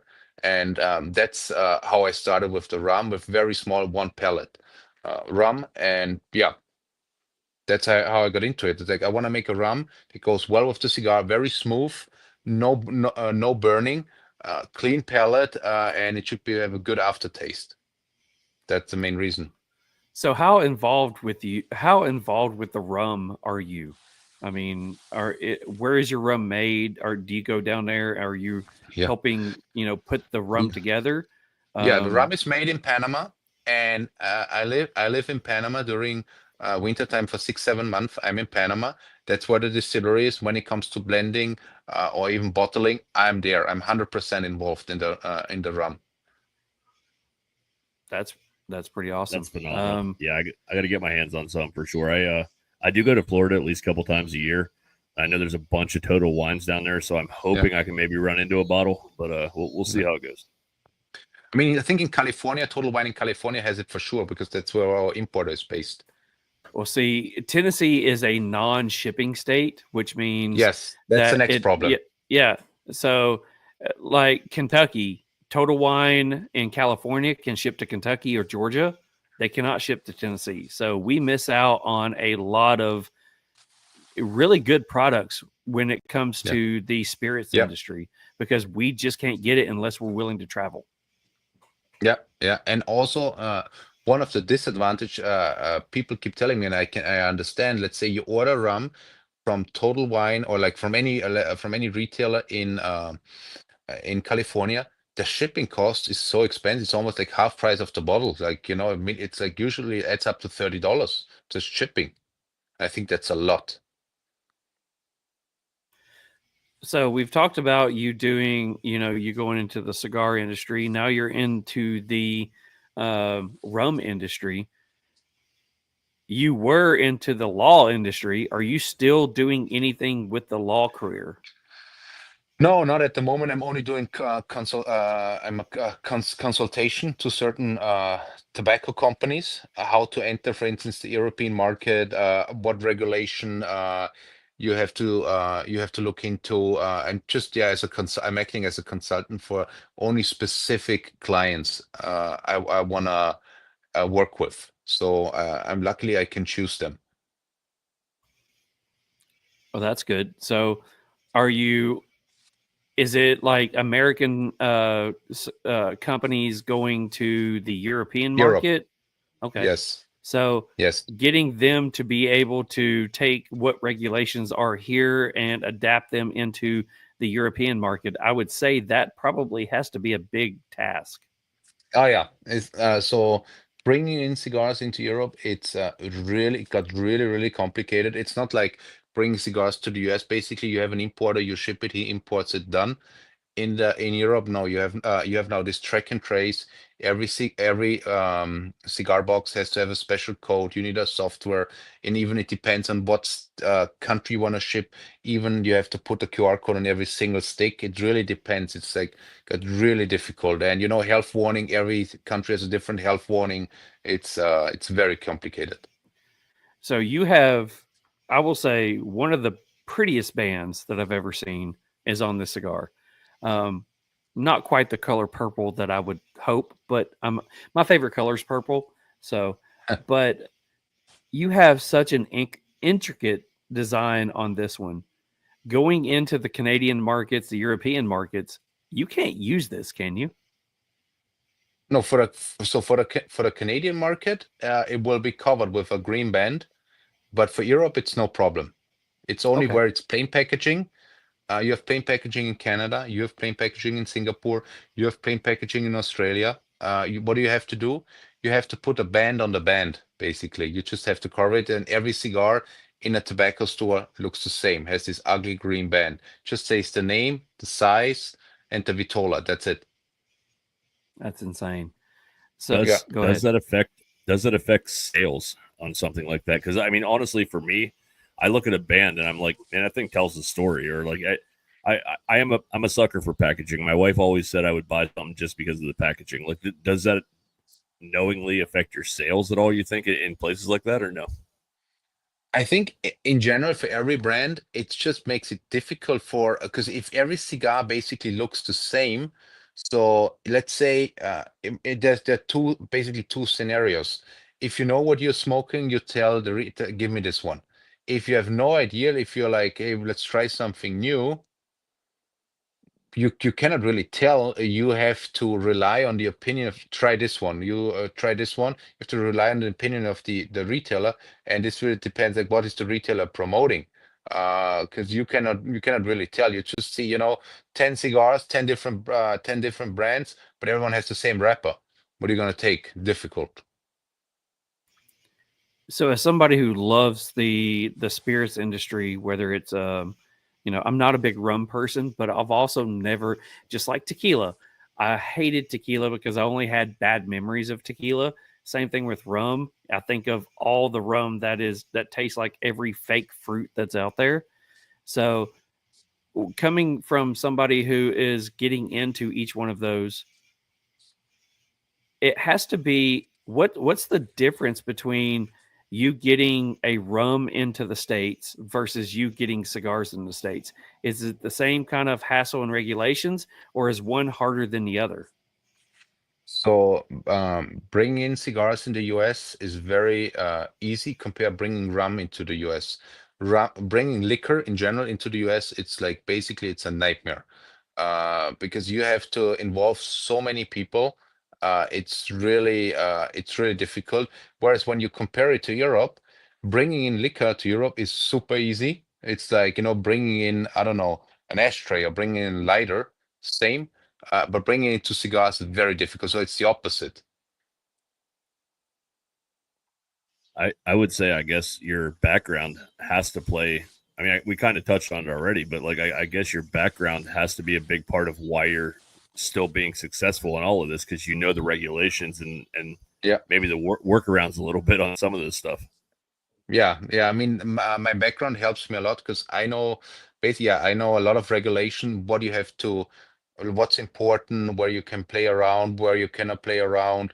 I think this really helps me like in general where we export, what we have to take care of, what's the paper, what's the legal framework. Yeah, this helps actually a lot in from a business perspective. So we didn't ask this earlier. I don't know if you're married, have kids, or anything like that. Are you married? Got kids? No, not married. Nope. All right. So my next question is, what does the wife think about all the ventures that you're going in? I guess that does not matter. So, you're going into all these different things. You've got your hands in all different kinds of pots that you're trying to stir. What is the next thing that you're looking to get into? Whether it's either a new line, whether it's a new rum, or whether it's just a new venture in itself. No, at the moment I'm thinking of I have to think ahead what's going to be the limitada for 2026. That's what I'm thinking right now because every year we release a limitada and I have to think about it. What can we bring in as a limitada 2026? Because 2023 was very successful. 2025 was very successful. And you have to match that level. That's going to be the difficult part because you set the bar very high. You don't want to fail. So that's the challenge that I have right now. So is there any different tobaccos that you're looking forward to try to work with, whether it's a Sumatra or I can't believe he's not on here and doesn't ask it because he asks every episode. Are you looking at doing a Candela or anything like that? Is there a leaf that you're wanting to work with versus a leaf that you don't want to work with? Now, there's some special tobacco I'm trying to get because I have already test blends. It's gonna be amazing, but the problem is at this stage we don't have enough tobacco. That I don't want to disclose it what kind of tobacco because it will be like something very unique. My main concern is, do I have enough tobacco to bring a limitada, even though it's limited, but I have to fulfill even the limited quantity. That's what I'm facing right now. Yeah, the limited stuff. I know we've talked to many different, obviously, people on the show and blenders and brand owners, And yeah, just trying to come up with something outside the box a little bit, man. I Yes. hope it works. I hope it works out for you. And it's always trying to find that next little step, and then everybody tries to jump on board. So no worries here with not talking about it, man. But so we always say this: if there's ever anything that you want to come up with, or anything that you want to come out with or want to release to the public, you always have an open window here, man. You're part of this family now. If you want to come out and talk about it, and one of your limited blends or a new line or whatever you're coming out with, you always have a line here, man. That's always something we try to do. Awesome. Thank you. All right. So as we end up coming towards the end of an interview, one of the things that we like to do is we like to play a little bit of what we call hotbox questions. And it's 10 random questions that is random to you, not to us, because we ask it a lot, but it's just 10 random rapid fire questions. You're more than welcome to spend as little time or as much time on this one. Go in depth, be funny, be serious. But the question we got to ask you is, are you willing to play a little hotbox questions? Yeah, sure. Awesome. So before we get started, our hotbox questions are brought to you by Beard Apothecary. What's going on, everyone? I'm out here tonight. We got thunderstorm just starting. It's raining, but I don't care because this is for the Real Smoke podcast. My boys Mick and Charles. A couple things coming from Beard Apothecary. We've got the Bougie Grunt, modeled after a great friend of ours. Here comes the rain. And then we got our summer scent called the Daddy-O. This one here smells like that old Hawaiian tropic suntan lotion. Can't lose with these. We got them in butters, we got them in oils, we got them in car diffusers. Hit us up. Make sure you like and follow Beard Apothecary, and make sure you like and follow Real Smoke Podcast. Peace out. So huge thanks to everybody over at Beard Apothecary. I'm wearing the Beard Apothecary shirt. Let's see, it's over here, Beard Apothecary. It's if you are a beard grower and a beard lover, if you're a female on here and you're watching this and you have a lovely dude in your life that has a great beard that looks like Mick's over here, get them some Beard Apothecary products. They've got beard butter, beard oil, beard wash, and some great car diffusers. It's stuff that we use currently and we absolutely love. So Beard Apothecary, thank you so much for all that you do. And by the way, Tanya is our favorite Aldi. Tanya is our favorite Aldi. And John, when John turns and says, "Oh shit, here comes the rain," that was my favorite part. I've watched that video 6 times now, and it makes me laugh every time. The fact that he thought that he had a few minutes to go out there and shoot a video and come to find out, welcome to the South. You don't. The rain is here.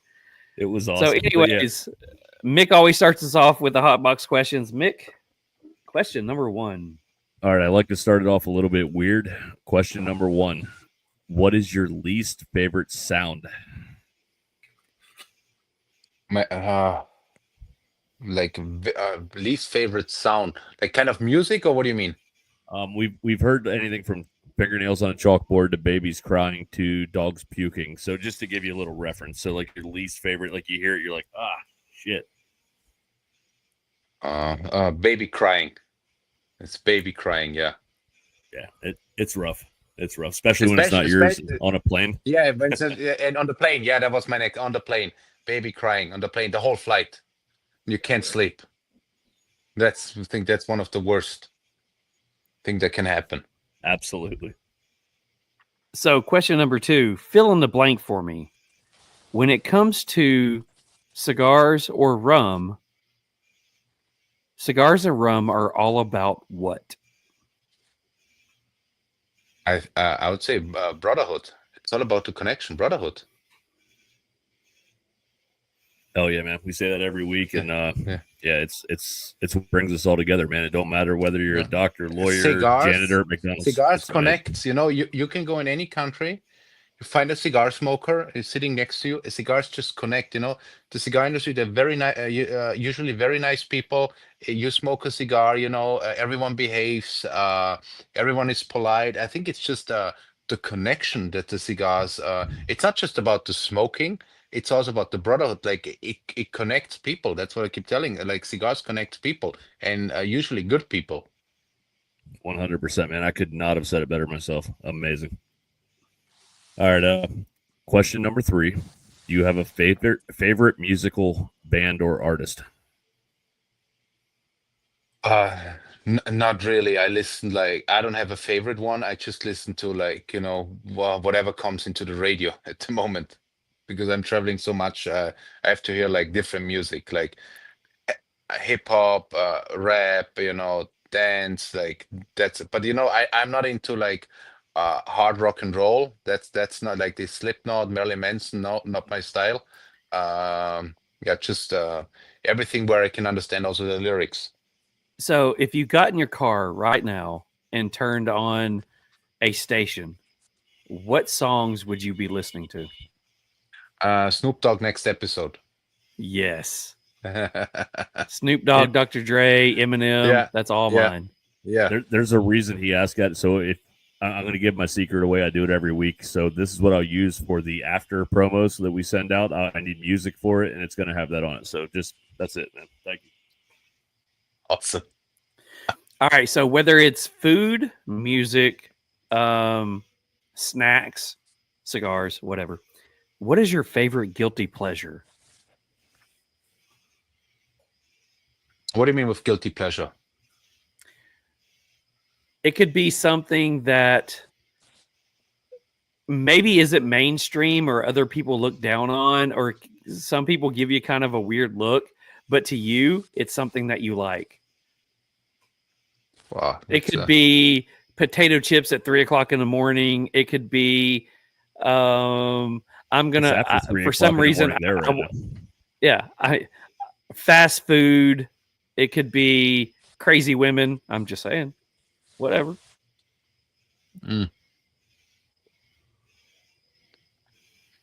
Oh, that's I don't know, like difficult one. There are many crazy things. Like well, people look crazy that I still work, for instance, at 3 a.m. in the morning. I don't know. That's something that people say, why you do that? It's like, because I like what I'm doing. I don't look at the clock. His guilty pleasure is making his business successful. Yes. I love it. Well put. I love it. All right, so this one always gets funny looks, and hope this translates well. Is cereal a soup? That's a funny question. I love. Is cereal a soup? Yeah, it is. Fuck It Yeah, is. you're not my new favorite guest. Congratulations. Yeah, it is. Everybody, we've had people cuss Mick out for asking that question. I mean, Oh yeah, Matt Booth was one of them. I think he's only found one person that's agreed with him on it. My new It favorite is brand. that- I'm in. Because what's a soup? Gotta water with something or milk. It's basically if you look at the concept, it's the same.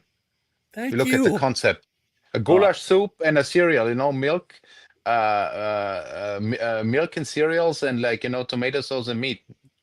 The I can concept now is the same. I can now retire this question. Thank you. I appreciate it. I can retire it and move on next week. Thank you.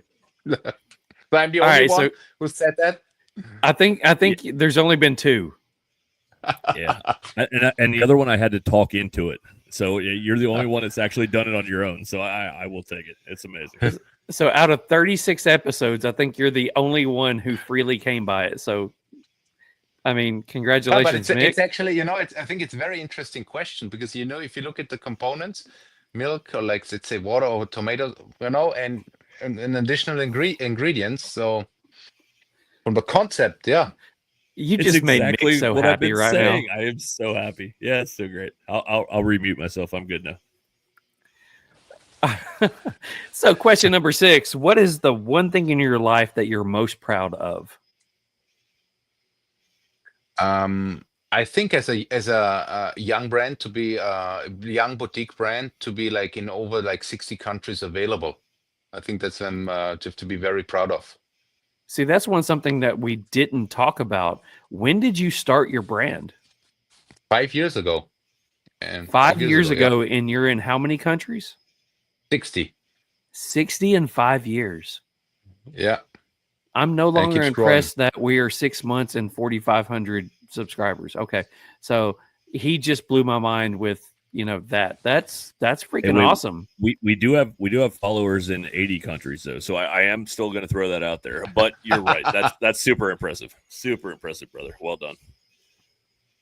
All right, so question number 7: if you could choose a superpower, what would it be and why?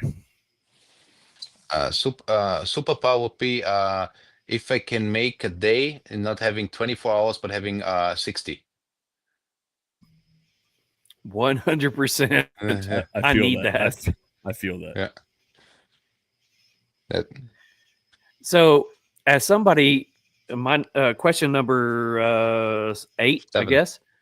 8. So, as somebody that you just said is 5 years into this and have already reached that many countries, for somebody who's coming up into this and is either has already started their brand, they have a new brand, or they're thinking about starting a brand, and you come from the legal side of it, what is some advice you can give to them that would help them get their brand started? Protect yourself. Like, especially when you come up with a brand, like do it right. Don't save a dollar. Hey, not because I know many people, they come up, they are like, hey, I don't need the trademark. Let's just start. Protect yourself. Get the right legal setup before you start the business. That's great advice. I've heard that from a few people. That's amazing advice. All right, so I'm actually going to do a kind of serious one now after all my screwed up ones. Question number 9: if you could have a cigar with any historical figure, dead or alive, who would it be and why? I think it would be a cigar with Darth Vader on it. Why? Why? Because everyone thinks he's a bad guy, but at the end, it turns out he has a good heart. So I just misheard that. Who is it? Darth Vader from Star Wars. Okay, gotcha. Yeah, yeah. We've never heard that one before. That's awesome. So the final question number 10, my favorite question that I love to ask. What is the best piece of advice you have ever been given?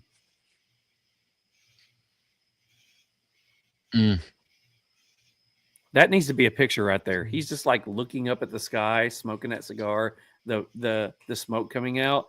If we could have captured that one, that should be on his next advertisements. Yeah. A good advice. I think talk to learn from successful people and try to make it even better. I think that's one of my advice. I mean, I have many, but that's one of them. And never look back, because you cannot. And that's also one. Never look back, because you cannot change the past, but you can change the. You can make your future. 100%. Oh yeah. And just like that, Hotbox questions are over. Huge thanks to Beard Apothecary for doing this. The Smoking Psalmist says Stefan is a machine for doing this. Yes, he is. Again, at the time of the day that it is where he's at, I'm not sure. As much as I love Mick, I would be wanting to talk to him right now. If he ever needed me, I'm sure 100% behind him. But man, good God, I'm with you. Thank you so much for doing this one. Let's do this. Let's go ahead and tell everybody where they can find your cigars. Any social media handles that you have. Let Yes. everybody know anything that they need to know. And if we missed anything that you would like people to know that we didn't touch on, it's now is the time to do Sure it. time, brother. Yes. So follow us. Because I got asked this question a lot. What's very important, because follow us on Instagram and sign up for our newsletter. We send out weekly newsletter with our updates, so you know what's upcoming. Also on Instagram, follow us on Instagram.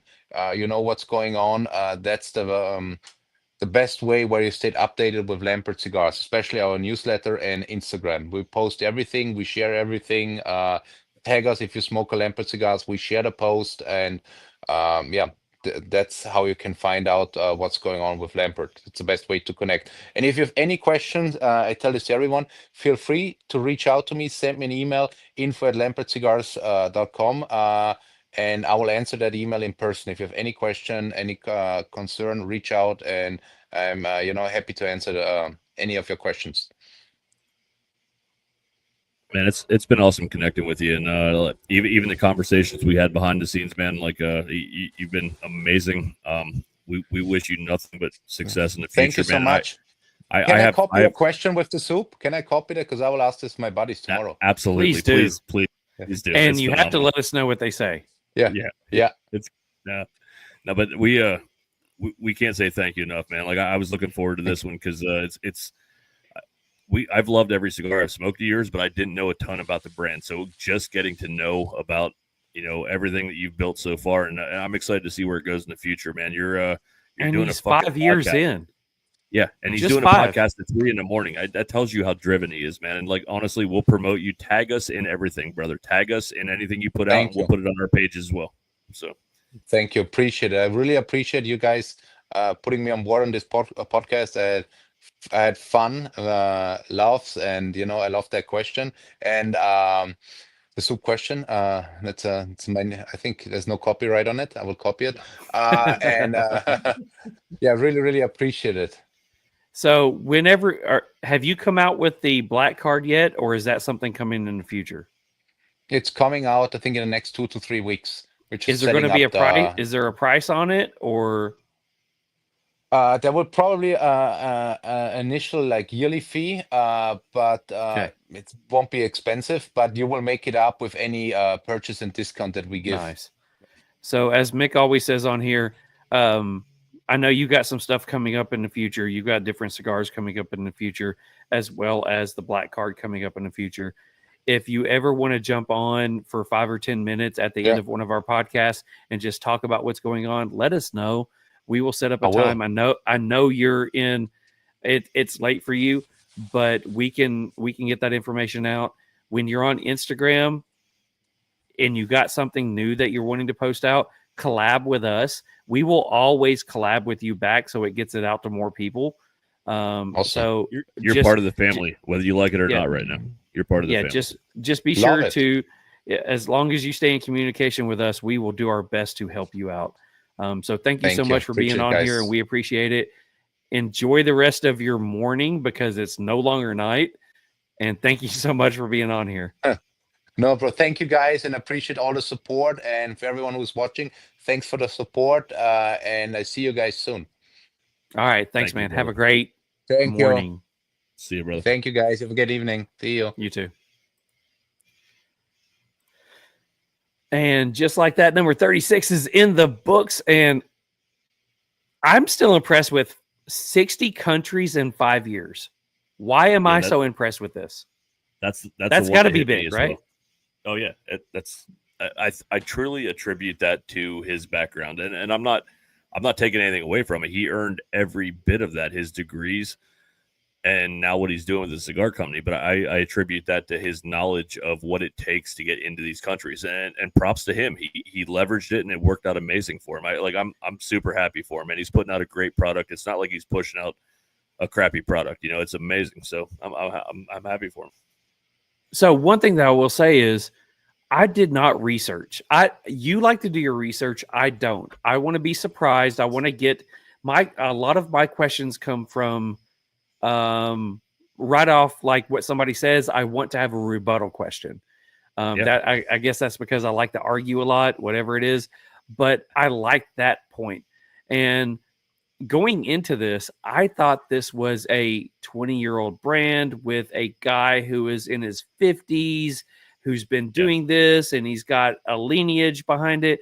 And come to find out that this is a 30-some-year-old dude who is a guy like us who just had a passion for what he was doing. And all of a sudden, he took his law degree and just was able to start putting the same passion that he had getting that degree into what he's doing now, and then be able to do 5 years and have 60 different, countries involved and then say, hey, hold my beer, or actually hold my rum, and I'm going to do a rum brand. I have to find his rum, man. I'm impressed. Me too. Wait, before he leaves, we need to get Jordan to look and see if he can find the rum. Yeah. If Jordan is listening, he's or in Cali. listens to this on replay, find us this fucking rum. We'll pay the shipping, man. Or not shipping, because that's illegal. He's moving to Georgia. Bring it to us. Move it to us. He's moving to Georgia. He can come up to Chattanooga, meet us, and bring us the rum. So we need to get Jordan. We need to reach out to Jordan and find and see if he can get this rum. And I'll take care of that. Yeah, we got to do that. So, I mean, yeah, great show. I've smoked the cigars before. I've been in lounges that said, hey, try the cigar. I've enjoyed the cigar.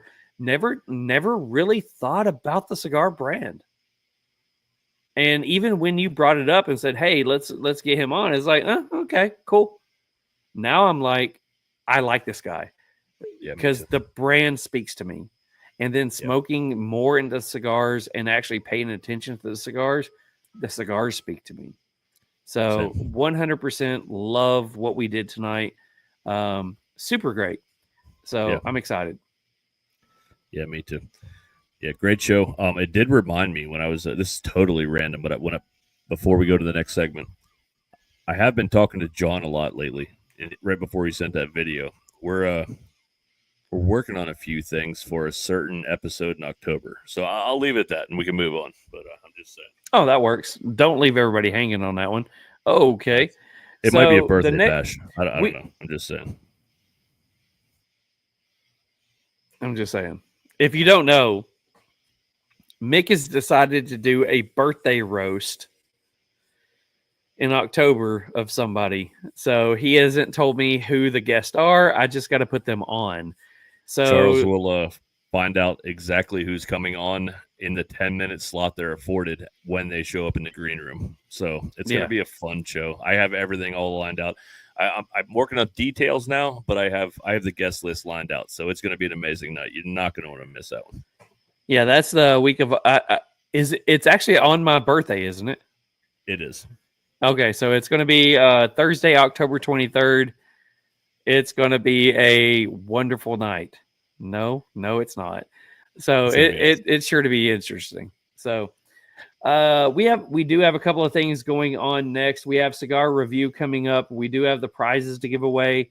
We are giving away a $25 gift card to the Cigar Vault, as well as an item from Beard Apothecary and a 3-pack cigars. This will be round 2 of Katie Cigars, 3-pack cigars that will be given out. We also have some cigar and whiskey news coming up, as well as Meanwhile in Memphis, and we'll try to breeze through those really quickly. Just checking to see if anybody else is on here. Canadian cigar, craft cigars, the King of Lampert. Yes, he grinds it out 100%. His rum is delicious. Canadian craft cigars. Love that you're on here tonight. All of our people from Canada who jumped on here tonight. I don't know if we've had that many people on from Canada at one time, but we love the fact that you jumped on here. Do us a favor, subscribe to us. If you've got people that you are interested in getting us or having us get on the podcast, let us know. We would love to. So check us out on Instagram and all that wonderful stuff. We would love to have you on there. Rob says, just got home and now watching. Bro, you just missed everything. But I was glad you was listening. What's your problem? Smokey Psalm says, if you don't find it by October, I'll bring you a bottle for my stop in California. 100%, Psalmsus. Thank you so much. I can't wait to meet up with you, brother. Absolutely. Yes, 100%. All right, so the next thing that we got going on is the cigar review. But before we do the cigar review, we do have to say the sponsor of tonight's cigar review is Cigar Army. The Cigar Army and Sanjay Smoke Shop is teaming up to present Christmas in July, a Toys for Tots event. This event is happening Saturday, July 26th at Sanjay Smoke Shop from 2 p.m. to 7 p.m. Your $100 ticket gets your hands on some premium cigars, catered food, and soft drinks. This is a BYOB event, so feel free to bring your favorite bottle. And if you have some of the Lampert rum, bring that one too. It'll be great. Best part is Proceeds go directly to Toys for Tots and their incredible program that is helping kids in needs. There will be raffles, swag for purchase, and a 50-50 drawing, and more. It'll be a great way to enjoy a summer day, connect with the community, and make a real difference. So mark your calendars, Saturday, July 26th. Come out, light up, and give back. Huge thanks to Cigar Army for all that you guys do for us. We absolutely love this event and everything that you're doing, and we will be sure to help try to get that word out for you. Yeah, Cigar Army, so glad you guys got your page back. I know we talked about it last week, and the promotion keeps happening. We're going to keep pumping it out for you, man, and I hope you guys have full house, and everything you guys are doing is amazing, and we're happy to be a part of it, brother. All right, so we do have a cigar review for this one. I will say this. We do have, Canadian craft cigars on here. They are the distributors, one of those words, for this cigar.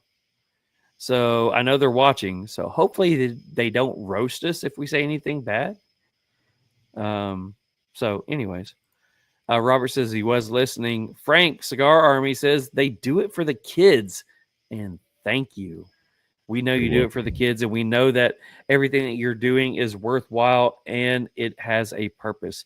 That's why why we are, 100% involved with the sponsorship that we have with you all. Oh yeah. All right, it's time for a review, isn't it? It is. I guess I'll start it off. I never started off. I'll start it off. Let's change it up a little bit. How about you start things off? Okay, I'll start it off. Okay. Since you said so. All right. Aroma from the body. Barnyard, hay, light cocoa. Aroma from the foot, hay, natural sweetness. Taste from the cold draw, a nuttiness, and light cocoa. First third notes. Coffee beans, dark cocoa. Wood, I would say hickory. It's kind of hard to tell. It's like a mesquite flavor, but I would call it hickory. It reminded me of barbecuing. I got a sweetness that reminded me of raisins, black pepper, a little bit of cream. Retro was black pepper, and a woodsiness. I would again say probably hickory, like a mesquite flavor. Second, third notes. I got coffee, light cocoa / chocolate. Woodsy, again, hickory, I would say. Touch of cinnamon, raisin, and black pepper and woodsy on the retro. The final third notes, I got cocoa, a little bit of dry earth. It was light, but I don't like my earth too much, but it was good. Hickory, caramel, coffee, and just a hint of like cayenne pepper. It had a touch of spice on the back. Retro was black pepper. Again, it was like a woodsy aftertaste, and the light earth on the retro. My pre-light experience, I gave it an 18 out of 20. Flavor enjoyment, 14 out of 15. Construction characteristics, 26 out of 30. Smoke production and final thoughts, 32 out of 35. I would absolutely buy a box of these. And before I give you my final score, which I'm sure you're doing the math, we had this conversation before we started. I had my first one in a pool with music bumping, and I knew I was in the 90s. I gave this a flat 90. It probably would have been a little higher Saturday. I had a few drinks in me. I mean, I do tonight too, but I'm giving it a 90 tonight. It was a great flavor profile. It's exactly what I look for in a good San Andreas Maduro. So it was very enjoyable. Nice. Awesome. All right. So let's go into mine real quick. I will say this, palates are always subjective. Everything's different. So you got a lot of different things that I did. So I enjoy that. So aroma off the body, barnyard fig, kind of musty. Aroma off the foot, fig Newton molasses. Taste off the cold draw, fruit, and sweet tobacco. On the light, lots of black pepper and earth. Into the first third, notes up front are lots of dark chocolate, earth, and coffee. Retro brings out more chocolate, coffee, and baking spice with a nutty sweetness. Draw is great, giving a thick smoke. Burn is a little wavy, but no touch-ups. Ash is slightly flaky but holds an inch or so.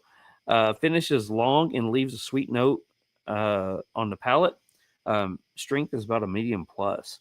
Into the second, notes up front. on the palate are a lot of the same, but more intense. More sweeter chocolate, earth, coffee, and a sweet note. Retro is chocolate, coffee, and a bready note that is popped in up at the ending with a nutty sweetness. Burn has gotten better, draw and ash, and smoke is all the same as the first, still about a medium plus in strength. In the final third, notes up front have gotten darker again, but enjoyable. Espresso, earth, dark chocolate. The retro is espresso, dark chocolate, baking spice, and a toasted bread, and a touch of molasses. Finish is a salty note on the palate. Burn, smoke, and ash all the same. Strength is about a medium plus or a full minus. Going into the pre-light experience, appearance 10 out of 10, cold draw and aroma a 9 out of 10, flavor enjoyment a 14 out of 15, construction and characteristics 27 out of 30, smoke production and final thoughts, smoke production 5 out of 5, overall experience 18 out of 20. Would I smoke it again? I'd buy a box. Mine goes into a 92. So if you take your 90 and my 92, this cigar, the 1675 Edition Morado, gets a 91 from the Real Smoke podcast. Were you in a pool? Were you in a pool when you had it today? Because when I was in a pool, I'd have easily gave it a 92 or 93. I'm just nope. I actually went to work, got done with my morning work, came home, smoked the cigar, reviewed the cigar for the final time, and went back to work. So maybe it was the fact that I wasn't at work. I'm telling you that's a solid 90 plus all day. That's where we ended it. So I'm good with that. But it's a damn solid cigar. I enjoyed the fact that there was, to me, it was a lot of cigars are good or okay at the beginning, great in the middle, okay at the end. This one was okay at the beginning, got good in the middle, and stayed good at the end. And I enjoyed every bit of it. Me too. It was one of those ones where I told my wife, I said, I absolutely enjoyed the cigar. This may be one of my favorites that I've smoked this year. I don't know why. It just tasted good. Yeah, it's definitely top 5 for me as well. I mean, the score may not have 100% pushed it into my top 5, but it's right there. I mean, it was very, very good. And that one I had over the weekend, it was spot on, man. So, yeah, congrats on your score to Lampert. Amazing evening. Great cigar. Yeah, Stefan, 91 from us. Hope you enjoy that one. Hope you agree with it. Our Canadian guys did not say anything on this one, so they're probably stomping us in the head saying, why didn't you score it higher? Hope you guys enjoyed that score as well. But everybody, make sure that you type in the comments, #RealSmoke to have a chance to win. We will go over all those rules here in just a minute. We do have those people marked down, but we do have 3 prizes to give away. We do have a $25 gift card to Cigar Vault Oakdale. We do have a beard product from Beard Apothecary, and we do have a 3-pack of cigars from XII Cigars. So go ahead and get those in the comments below, #RealSmoke. So before we go into our prizes and we set that one up, our prize this week, all of our prizes this week is sponsored by, and I'll let Mick read this one off, XII Cigars.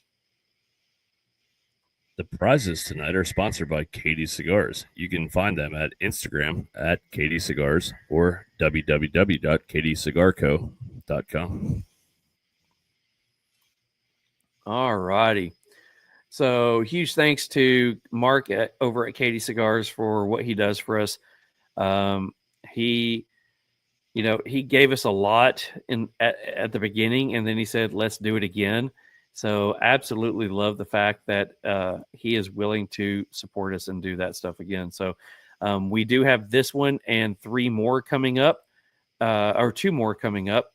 So we do have, we'll skip a week next week. We'll do another week with XII Cigars, skip a week, and do the final week with XII Cigars after that. So as you see, we do have the giveaway tool up. It does have the entries in. The thing that we always got to say is StreamYard has told us that even if you don't see your name in the spinning wheel, your name has been entered in as long as you put in the hashtag correctly. So even if you don't see your name has been counted. We've also taken off the fact that you can win multiply. That doesn't mean you can win multiply. It just means that we can spin the wheel again with your name involved. Mick, you can go ahead and go over whether, the Cigar Vault and all that stuff. Yeah. So, example, if you won from the Cigar Vault last week, you cannot win again until August. So if you cannot win twice in the same month from the same person that's giving something away. If you won Beard Apothecary last week, you cannot win Beard Apothecary this week or again till August. Once a month per vendor, per person, and we keep rolling. So we're trying to keep track of it. I think we got it handled. We're just trying to spread the love a little bit, and we're ready to roll. So we are going to spin for the first prize is going to be the $25 gift card from Beard Apothecary or from Cigar Vault. The people who have already won in the month of July is Oksana as well as Greg. So if either one of their names jump on here, we will spin again. Remember, you have to be present to win. You have to be in the U.S. for us to ship it out to you. And you have to reply in roughly 30 seconds. So just everybody who's on here, when somebody's name pops up, hold off congratulating them. Let them have the time to go ahead and type in that they're here, that we can go ahead and get that out there. So for the $25 gift card to the Cigar Vault, let's go ahead and draw that one.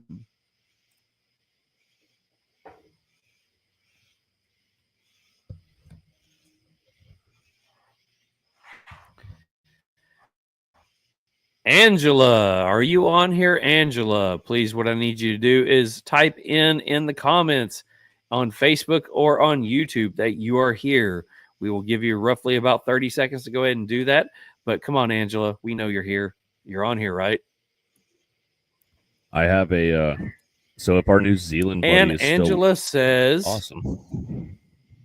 She's here. New Zealand buddy says what?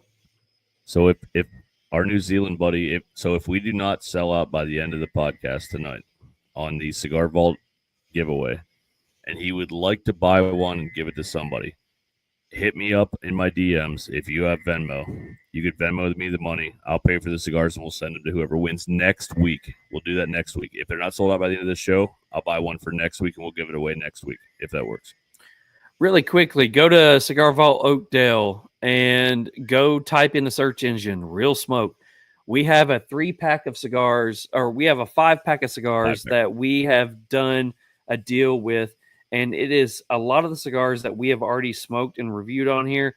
But there is a great deal. If you use the code RealSmoke, you are going to get an even better deal that's going to bring them well under MSRP. That includes the HDA Valhalla Mutiny, or Veiled Mutiny, the Tatawahe K222 Broadleaf, the Pastania San Andreas Stolen Thrones Castle 919 that just came out and hit the stores this week, and a Dissident Soapbox.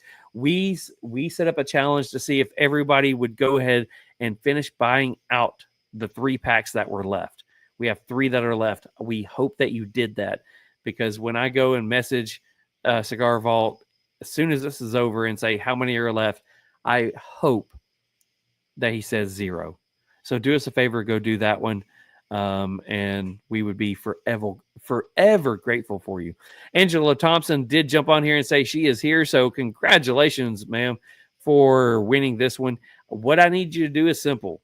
I need you to go to the Real Smoke Podcast page, Instagram page that Mick runs. I need you to give him your mailing name, your mailing address, your phone number, and your email address, as well as the blood sample of your firstborn child. And if you have a husband, we need his social security number. No, I'm just kidding. We don't need any of that other stuff, but we do need your mailing name, address, phone number, and email so they can go ahead and put it in their system and send it to you. So please do us a favor. Go ahead and do that one. Send it to the Real Smoke Podcast page. It's RealSmoke_pod on Instagram. I didn't know where you were going with that, brother. Yeah, I was trying to say something, but then something really bad got in my head, and it was like, oh, I got to clean that one up. That would be really bad. So I didn't go there. So anyways, let's see. We have a Beard Apothecary item. So if something happens and you are a beardless person, I am completely sorry. Happy Mother's Day to you. Just kidding. If you're a beardless person and would like to pass that on to the next person and you win, you're more than welcome to say that one. The only person that cannot win on the Beard Apothecary, well, it's a new month. Everybody can win. So if you've already won something for Beard Apothecary and want to pass it on, you're more than welcome to do that one as well. So this is going for a random item from Beard Apothecary. So let's go ahead and spend that stuff. Who we got? I see Little Debbie in there. I thought I saw Little Debbie. Debbie is on here. Okay. Don't know this one. Michael, I like it. Hope you are. Remember, you have to be from the U.S. to be able to do this one because we can't ship out of the country. But Michael, if you are on here, please post that you are on here. Say, I am here, and let us know. We do apologize if you're one of our Canadian or New Zealand brothers or sisters that are watching on here. We just can't send that to you. Little Debbie says, Little Debbie is in the house. What's up? Brother, I got to say. How's Little Debbie doing tonight? I'm sure Little Debbie's great. That's awesome. Hey, I got to say, though, it's pretty fucking cool that we're less than a year in and we're saying if you're outside the United States listening to us, we can't ship to you. Like, that's the coolest shit ever, man. That's fucking cool. I remember when we started this, you were like, if we get like 30 or 40 people that consistently listen to this, we're going to be happy. Now we're like, fuck, yeah, we're only at like 400. Like, it's fucking crazy. So Michael says he's on here. So congratulations. Michael, what I need you to do is the same thing. I need you to go to the Real Smoke podcast page on Instagram, and it's RealSmoke_pod. Give Mick your information. I need your mailing name and just mailing address this time. He will send it to me, and I will get it out to you. Everybody who won from the last show and this show will go out probably Monday, I do believe. I'm trying to get past all the stuff that's going on with Amazon with Prime Week because everything's getting lost in the mail system. So go ahead and send him your information. He will get it to me. I got you. So congrats from Greg. And Debbie says he's rocking it, enjoying the swimming pool today in the pod. Hope you love the pod. Oh, hell yeah. So last thing we have. I just remember the video of Debbie jumping in it fully clothed and having to go in and tell his wife that he just did that. That's the night we don't talk about. Love you, Little Debbie. It's all right. I'll be over there with you soon, man. It'll be all right. Oh, poor Debbie. All right, so we have one more giveaway to give away, and that is from Katie Cigars. It is a 3-pack of cigars. We had Katie Cigars on not too long ago. Absolutely love what they're doing. Make some fantastic cigars. The only person that cannot win a Katie Cigar prize pack is Rob because he's already won one. So we would like to enjoy it, have other people enjoy it. Robert jumped on here and says, enjoy the Beard Apothecary stuff. It's fantastic. Hells yeah. So let's go ahead and spin that wheel for Katie Cigars.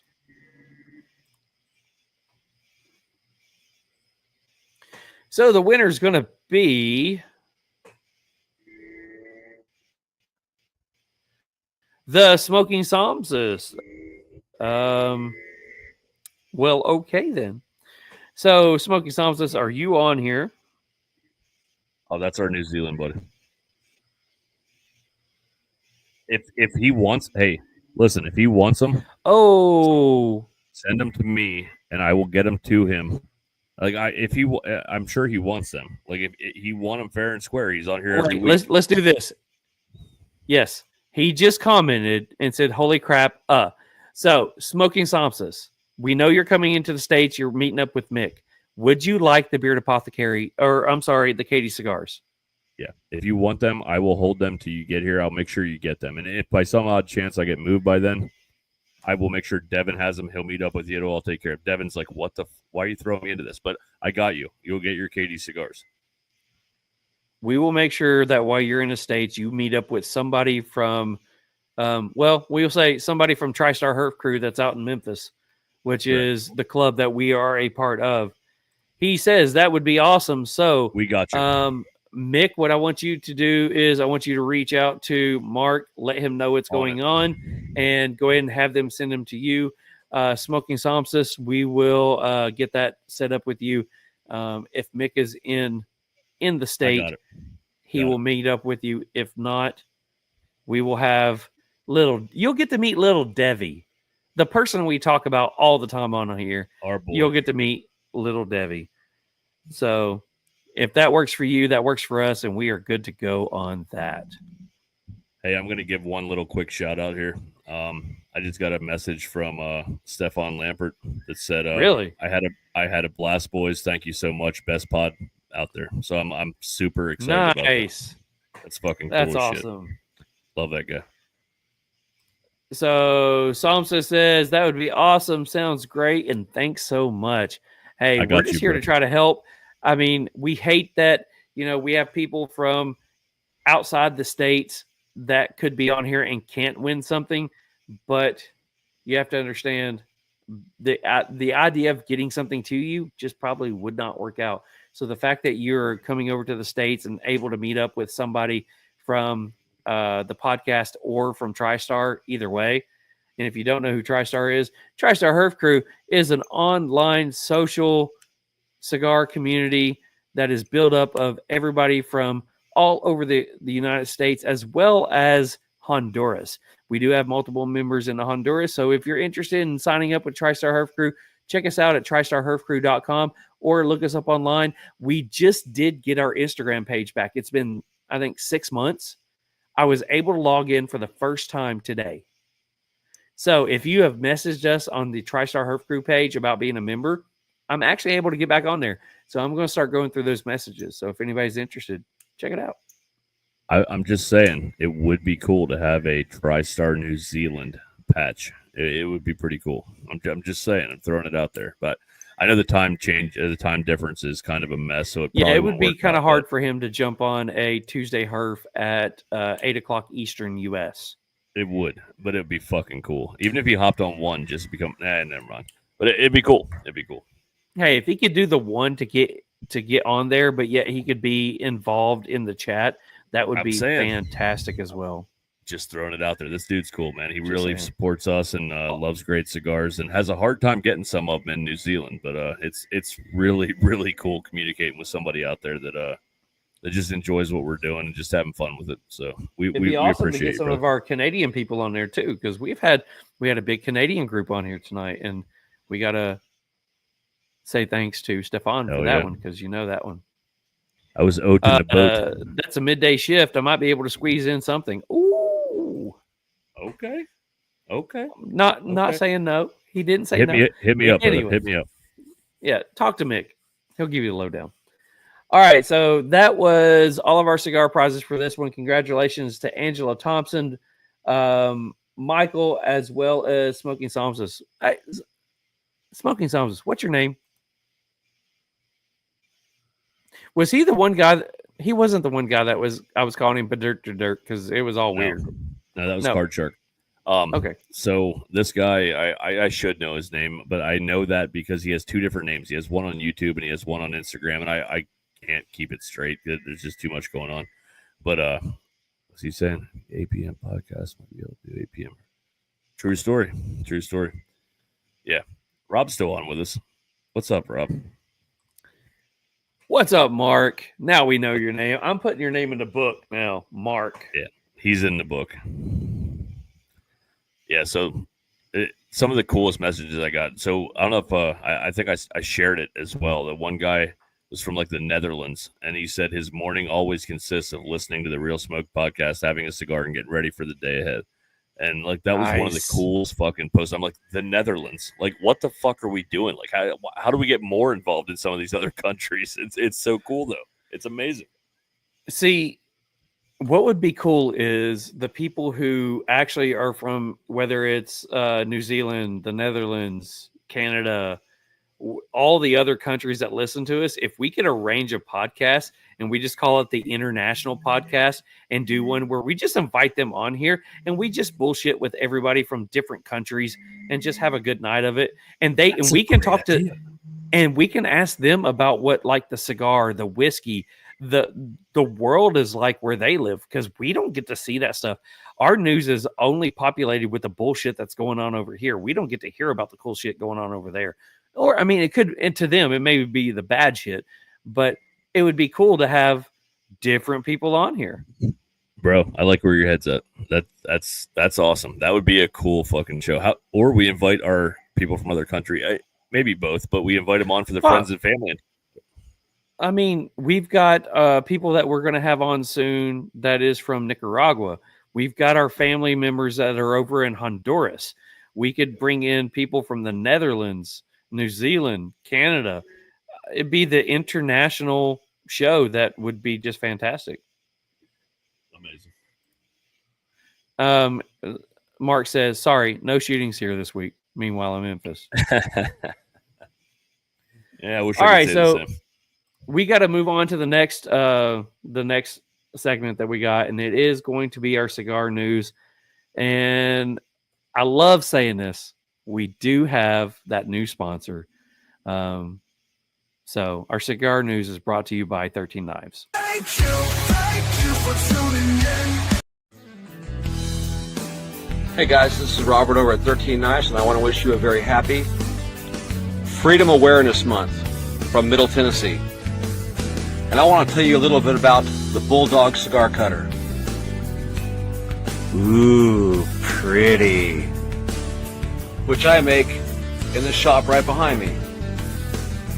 All my materials that I use are sourced right here in the United States of America. American made. America.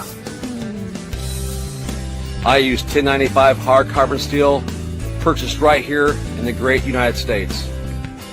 I do not use foreign materials in my products. You know who else doesn't use foreign materials in their products? People like Betsy Ross, George Washington, and Davy Crockett. They did not use foreign stuff in their products. So if you love America and American-made things, come check me out on Instagram. XII_Knives_ on Instagram. That's 13 Knives on Instagram. I'm Fred Durst, and I approve this message. Keep rolling, rolling, rolling.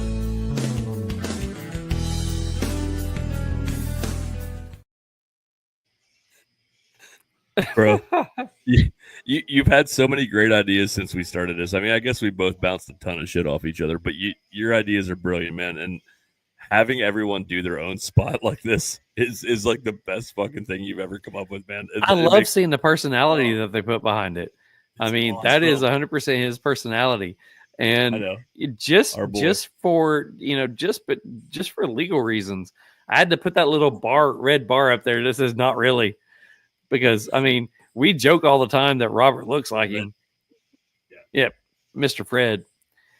So, got some cigar news, and it's funny. It would seem like I handpick the cigar news, and of course I do pick them, but it's not because it's the people that we love. It's because it's some of the bigger names. So, this one's about Tatuaje. So I got this one from Cigar Coop. William Cooper over at Cigar Coop wrote this one. Surrogates Black Line headed to retailers. Tatuaje announces it is shipping its latest release to its Surrogates line, the Black Line. This product was inspired by the brand owner Dan Welsh's love of electric guitars, and in particular, the amplifiers that are used in them. This line that was showcased at the 2025 PCA trade show. The project originated when Welsh was replacing the vacuum tube in his guitar amplifier. During the process, he noticed that the top of the tube resembled a fuma, a nipple. The head was found on several Tatuaje cigars. This observation sparked an initial idea for the project. Blackline offers a package designed to resemble the guitar amplifier named the Blackline, refers to amplifiers that are used backstage. In addition to the Fuma cap, the cigars feature a shaggy foot that represents the plugs on the tubes. There are 20 cigars in each box, a 4x54, a 5x54, and the 4x54 represents the preamp used to boost sound, while the 5x54 represents the power amp, a preamp strengthens your guitar's weak output signal to the line level. A power amp boosts that line level signature even further. Both feature the same blend Ecuadorian Habana wrapper over Nicaraguan tobaccos. The EL554, which is the 5x54, has a darker, higher priming wrapper. Pricing for the 4x54 is $9.50, and the 5x54 comes out to about $10. Yeah, anything from that line, man, I'm interested in. So sounds great. I will say, if you go look at go check out the photos that they did of that one. It's actually pretty cool. I love what they did. So, let's see. Robert's on here. He says, "Love that. Amped up for the XII America." So the next one comes from Half Will. Charlie and Monado are at this one. So, are you a fan of Drew Estate? Have you gotten past it? Is there any Drew Estate fans out here? That was one of the big brands that I was really involved in my smoking history, and still have a couple of brands that are really big in my humidor. Yeah. Well, you know that few that I still go back to, man. The Rats, the Ligas. I mean, I'll still go back there a little bit, but not like I used to. But yeah, it's a lot of what got me into this. Yeah.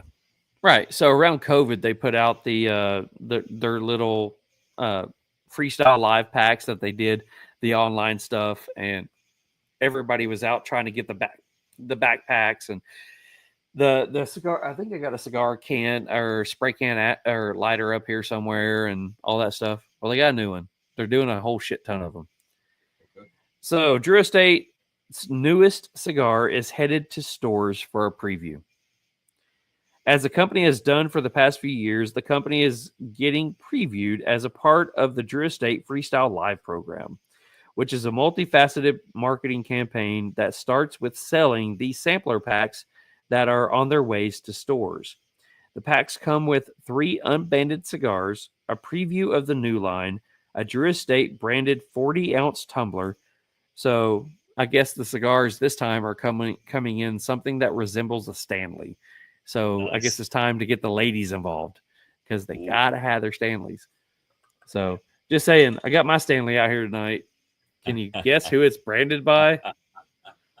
Just saying. You bought the water bottle? That's awesome. That was one of my anniversary presents was the water bottle from Liquid Death. Liquid Death, you need to sponsor us. There is more Liquid Death on this channel than there is on any other in the world. Agreed. Just saying. So anyways. Each pack has an MSRP of $40.75.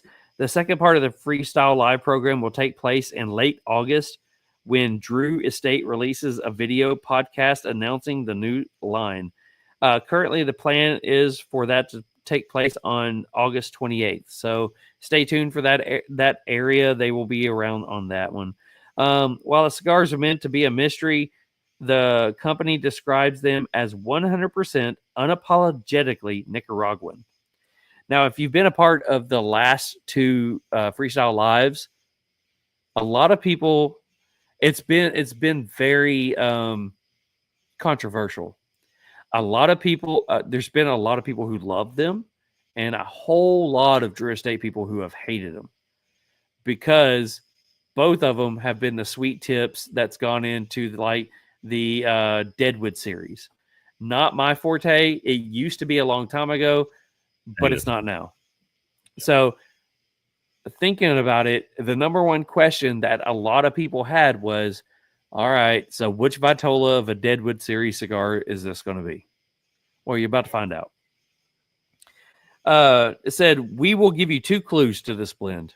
First, it's not a Deadwood of any kind. I would give cheers for that one. Yeah. Because I started stepping away after that one.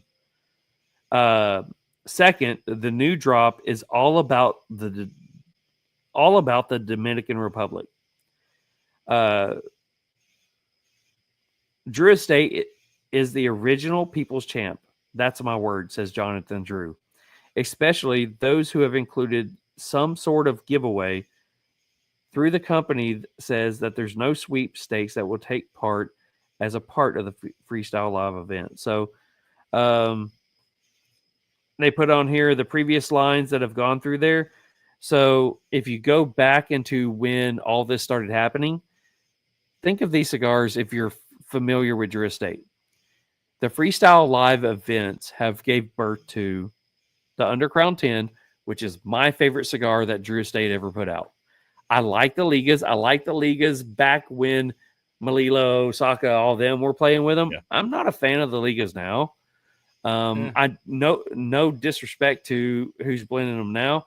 I'm just not a fan. The Undercrown 10 is my favorite. The 20 Acre Farm was not a fan. No. The Nika Rustica Adobe, I like that one. It was okay.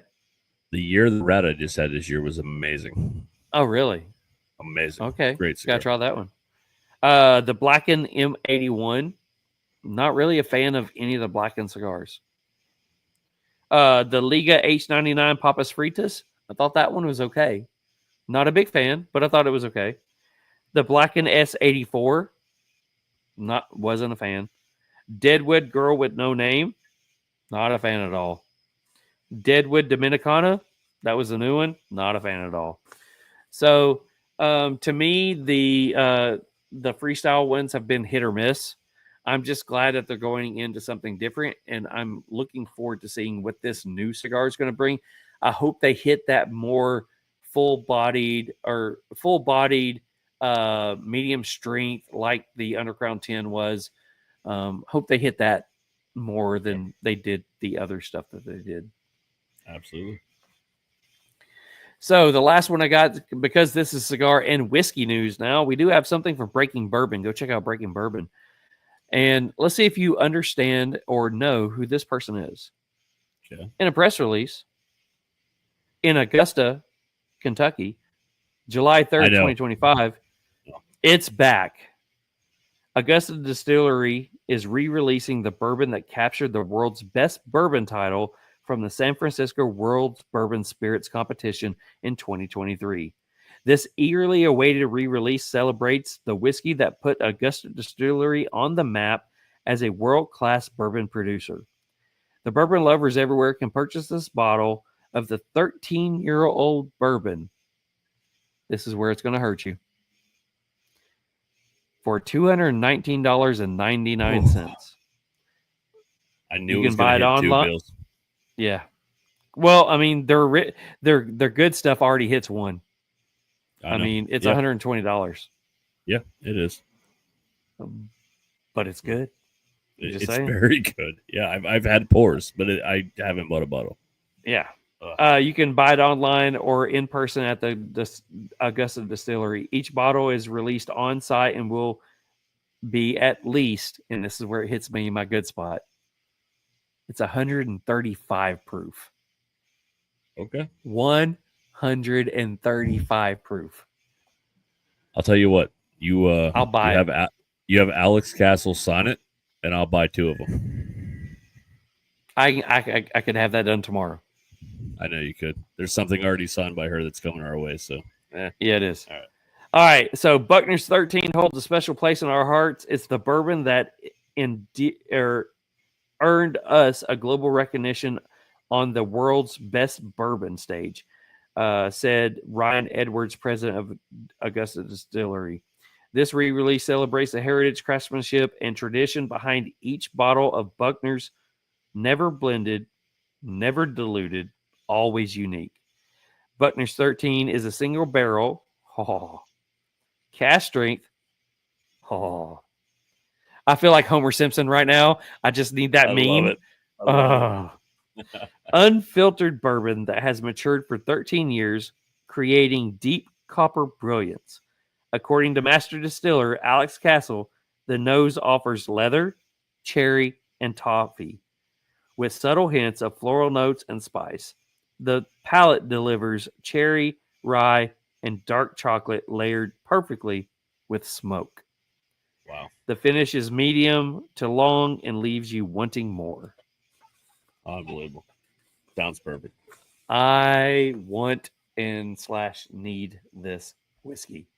So for our 1 year anniversary, we're trying to do a live show for that, for those of you that don't know. And we should probably try to get a bottle of that. Alex, if you're listening, hit us up. You got my number. Yeah, you need to reach out to her and say, "Hey, girl, Hey, girl. what can you do?" So that, I mean, so if you go by the three news stories that we did, the first one I'm excited for. I want to try it. Yeah. I don't know if it's a gimmick or not. I love the idea that they made it look like a tube. If you look at the pictures, it looks just like one. They did a good job. Freestyle live event. I haven't been impressed in a while. We'll see. Jordan over at the Humidor in Murfreesboro used to always get me all the freestyle live stuff. Over the last couple, I've just told him no. So I'm not really that excited. If anybody tries any of it and is like, hell yeah, go for it, let us know. I'll go ahead and buy one. I mean, it's 3 cigars, and my wife might love the tumbler. So I'll try to buy one of those. The whiskey, I want that whiskey. We got to have something special for that night, regardless, man. I like it. We do. We got to figure that out. That's like a month away, man. A little over a month away. We need a good cigar for the night. Yep. And we need some good whiskey. So I agree. We haven't even decided on a cigar for that night, have we? We got to talk about that. No. All right. All right. So last segment of the evening. Some Meanie Wiley in Memphis. Oh yeah. Yay. Are you ready for Meanwhile in Memphis? I am, sir. All righty. So Meanwhile in Memphis is brought to you by one of our newer cigar brands that has decided to jump on board with us. We absolutely love Haze Gray. Haze Gray. Let's hear from them. Every Haze Gray cigar is handcrafted with care, using only the finest tobaccos sourced from around the world, with rich flavors and smooth draws that satisfy even the most discerning cigar aficionados. From careful selection of tobacco leaves to the final roll, we oversee every step to guarantee the best blends possible. Every Haze Gray cigar is rolled with pride and purpose. Each cigar represents a different chapter in our Haze Gray story. From smooth Connecticut finesse to dark richness of double Maduro, there's a cigar that fits your mind. Huge thanks to Haze Gray Cigars, and Mick's got something crazy going on over there. A huge thanks to Haze Gray Cigars. I will say this. Val does a great job with those. We may need to hire Val as a voiceover and do some of the ad reads that we have to read, and she just does them for us. Two real quick things. I know I mentioned it to you, Charles, in our private chat. If your wife, my wife, and Val get together, the world may fucking end, because like they're all exactly the same human. They're fucking awesome. Like, it was a great time meeting them. That's what I've gathered. Yeah, just great people. And also, I'm pretty sure my electrician from work just purchased a box of Haze Gray cigars, because he's also a Navy guy. Loves everything they're supporting, everything they're doing. And I told him how great the cigars were. Pretty sure he bought a box. I'll take that commission check. So just letting you know, guys. There you go. You never know. That, depending on how the cigar goes next week, that may be a special cigar for the birthday.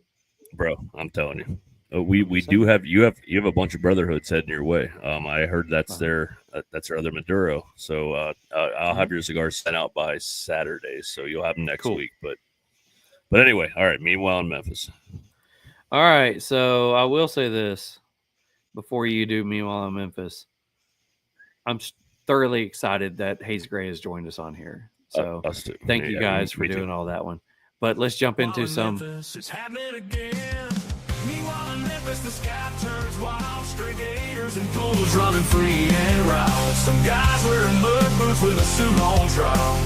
Meanwhile in Memphis, let's stay here a while. Meanwhile in Memphis. Love it. Can't believe it hasn't gone viral yet. All right, so meanwhile, It should. Memphis. It should. Well, I'm still working on it. Meanwhile, in Memphis, 3 guys wanted for a gold chain robbery on Beale Street, MPD says. Memphis, Tennessee, 3 people are wanted after one of them pulled a gun and got away with a wallet and a gold chain on a robbery on Beale Street over the weekend, police said.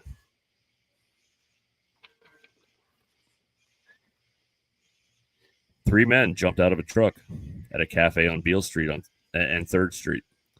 Police said a man robbed 2 people at gunpoint while snatching a wallet and a gold chain off the guy's neck. The man was with another man and a woman on Wednesday. Police released photos of the suspect in the black Ford truck that they drove off on Peabody Avenue. Anyone with information, please call Crime Stoppers. They have the truck and the fucking license plate right on my picture. How do they not have these people already? I don't know who owns the truck. Does anybody know how to find their address? It's Forrest. I think Forrest Gump is doing it. I think he is too. It must be who's leading the police down here. All right, so fire erupts inside a Memphis store after vandals throw. You know who I think is actually the police chief? Who? The guy off The Simpsons. Another It's possible. Simpsons reference. It You is. know the It's guy possible. that comes out there and gets the donut? Yeah, it probably is. He don't care. Yeah, he don't care. All right, go ahead. Fire erupts inside Memphis store after vandals throw fireworks behind checkout counter, laugh, and walk away. I like this. Yeah. I wish I was there. All right. Memphis, Tennessee. A fire erupted in a North Memphis convenience store Saturday after a pair of vandals set off fireworks inside the store.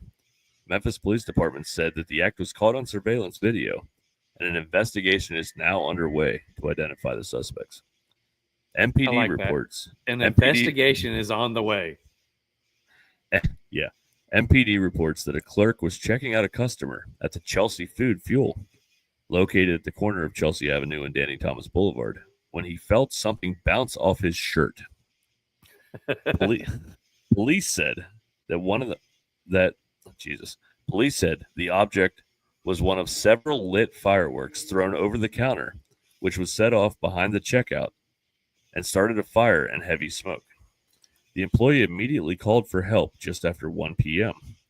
MPD says no one was injured, and officers are investigating it as a criminal vandalism.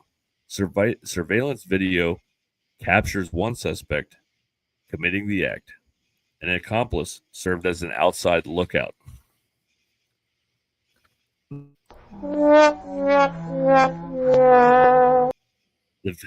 The video shows after the fireworks erupted, the 2 men pointed, laughed, and ran out of the business and got into an unknown vehicle and sped off.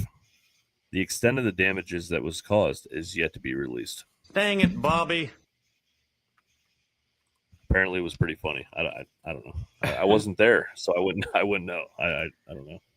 So Mark says he got me, Chief Wingham. There it is.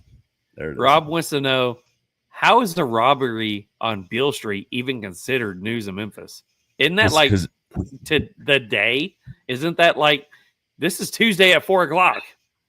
There's some really bad ones this week, and it was either the really bad ones that I felt bad about reading on the air and kind of making fun of, and these. So the gold chain made it. It made the cut. All right, so man crashes into a pole after being shot during attempted robbery, MPD says.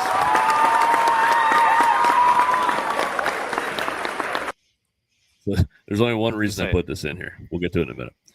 Memphis, Tennessee. A man crashed into a pole over the weekend after he was shot during an attempted robbery in Midtown. Police said it happened just after 9:30 p.m. on Sunday on Seattle Street Avenue. There, police said the man was shot before he crashed into a pole. Dang it, Bobby. Police said the shooting happened during an attempted robbery, adding that the suspect and the victim knew each other. The gunfire left the victim, identified as a 39-year-old man, with critical injuries. He was shot. He tried to hop in a car and speed off, and he ran into a pole. No arrests have been made. So he was shot. How do they know he's a 39-year-old man? Yeah, he was shot. I get that. And he was trying to speed off. Okay, cool. I'm shot, gotta leave. But then he runs into a pole. Do you know why he ran into a pole? They give him that hawk to it. Spit on that thing. You get me? Just saying. Unbelievable. Memphis, man. It's I mean, he's like, oh God, it's Tuesday. I've been shot again. It's only the third time this week. It's only Tuesday. And he's driving away and she's like, hawk. And he's like, oh, okay, pole. So Memphis, man. Memphis. I'm figuring it out. Meanwhile in Memphis, it's happening again. Meanwhile in Memphis, the sky turns wild. Stray gators and pools running free and wild. Some guys wearing mud boots with a suit on trial. Meanwhile in Memphis, let's stay here a while. Meanwhile in Memphis. I'm just saying, I kind of want a hat that just has the logo in the center and says "Meanwhile in Memphis." I think it. I love definitely be a thing. So you think? Is there a way if I go to karaoke tomorrow downtown? Is there a way that I can have them play that song downtown? I can send you the file, and you can send it to them. I have the whole song. I have a 3-minute song that is the whole thing.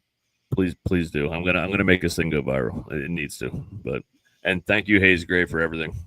Love that you're sponsoring my segment because I feel like I have that connection with you guys. Much love, and can't wait to have you guys on next week. That's kind of weird. They ended up being your segment sponsor. And we made a big deal about it in our personal chat. It was like, your segment got a sponsor. And it was like, cool, it's Haze Gray. And then with everything that's happened, it's like, it's pretty awesome. Perfect. So, yeah, amazing. All right. So tonight, want to thank, what do y'all help? I mean, there's only a few people left on here because we've gone really long.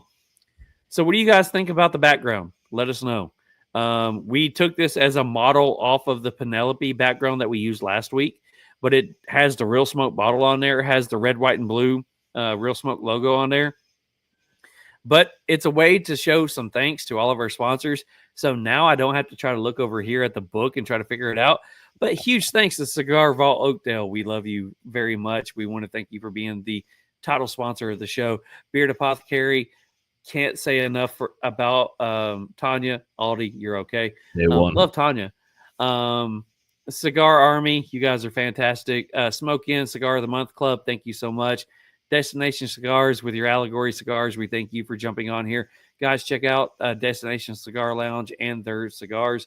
It's cigars that are coming straight from, I think it's Nicaragua. Can't be sure. Maybe Dominican. I think it's Nicaragua. But check them out. They have a lot of good cigars, a lot of stuff that you don't see normally. TriStar Herb Crew. If you haven't found out about us, check out TriStar Herb Crew. Haze Gray Cigars. We just talked about you. Love Haze Gray Cigars.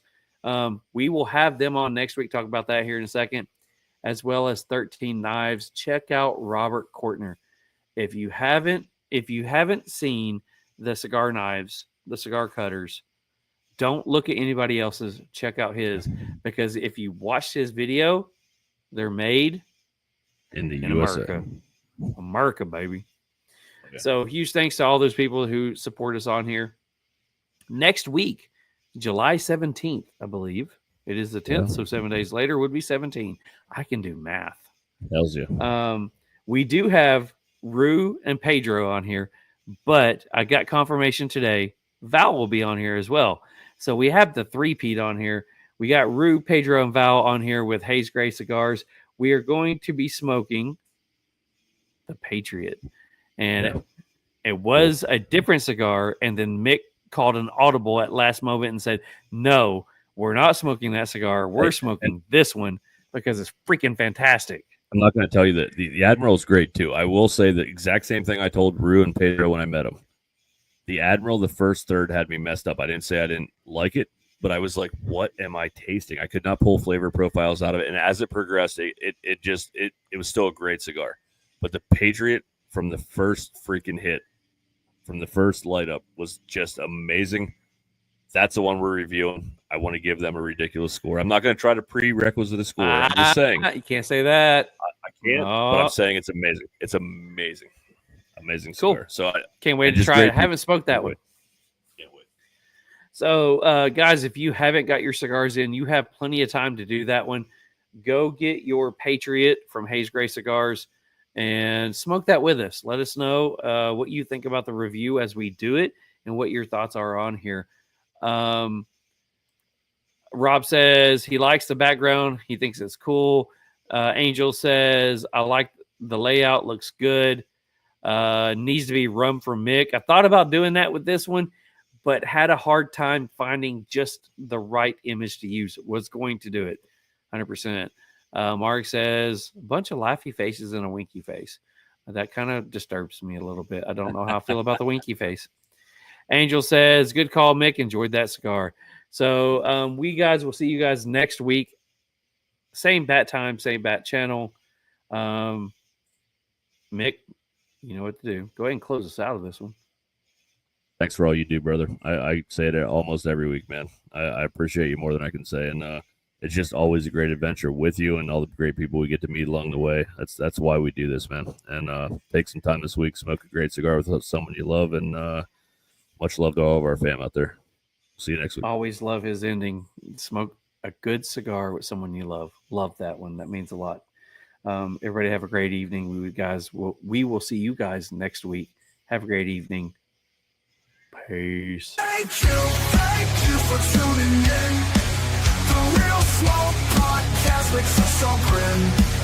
You light us up, you keep us strong. Cheers to you, we raise the song.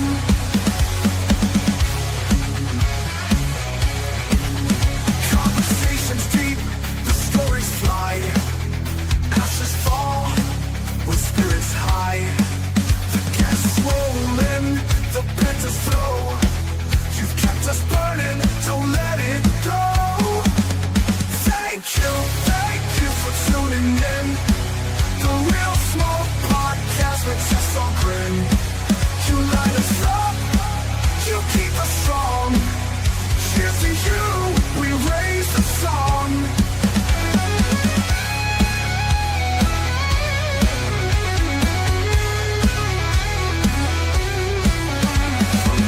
From the flame to the end of the night, you're part of the glow, you're part of the light. Mick and Charles with a laugh and a grin. This flame burns bright 'cause you tuned in. Thank you for tuning in. The Real Smoke Podcast makes us all grin.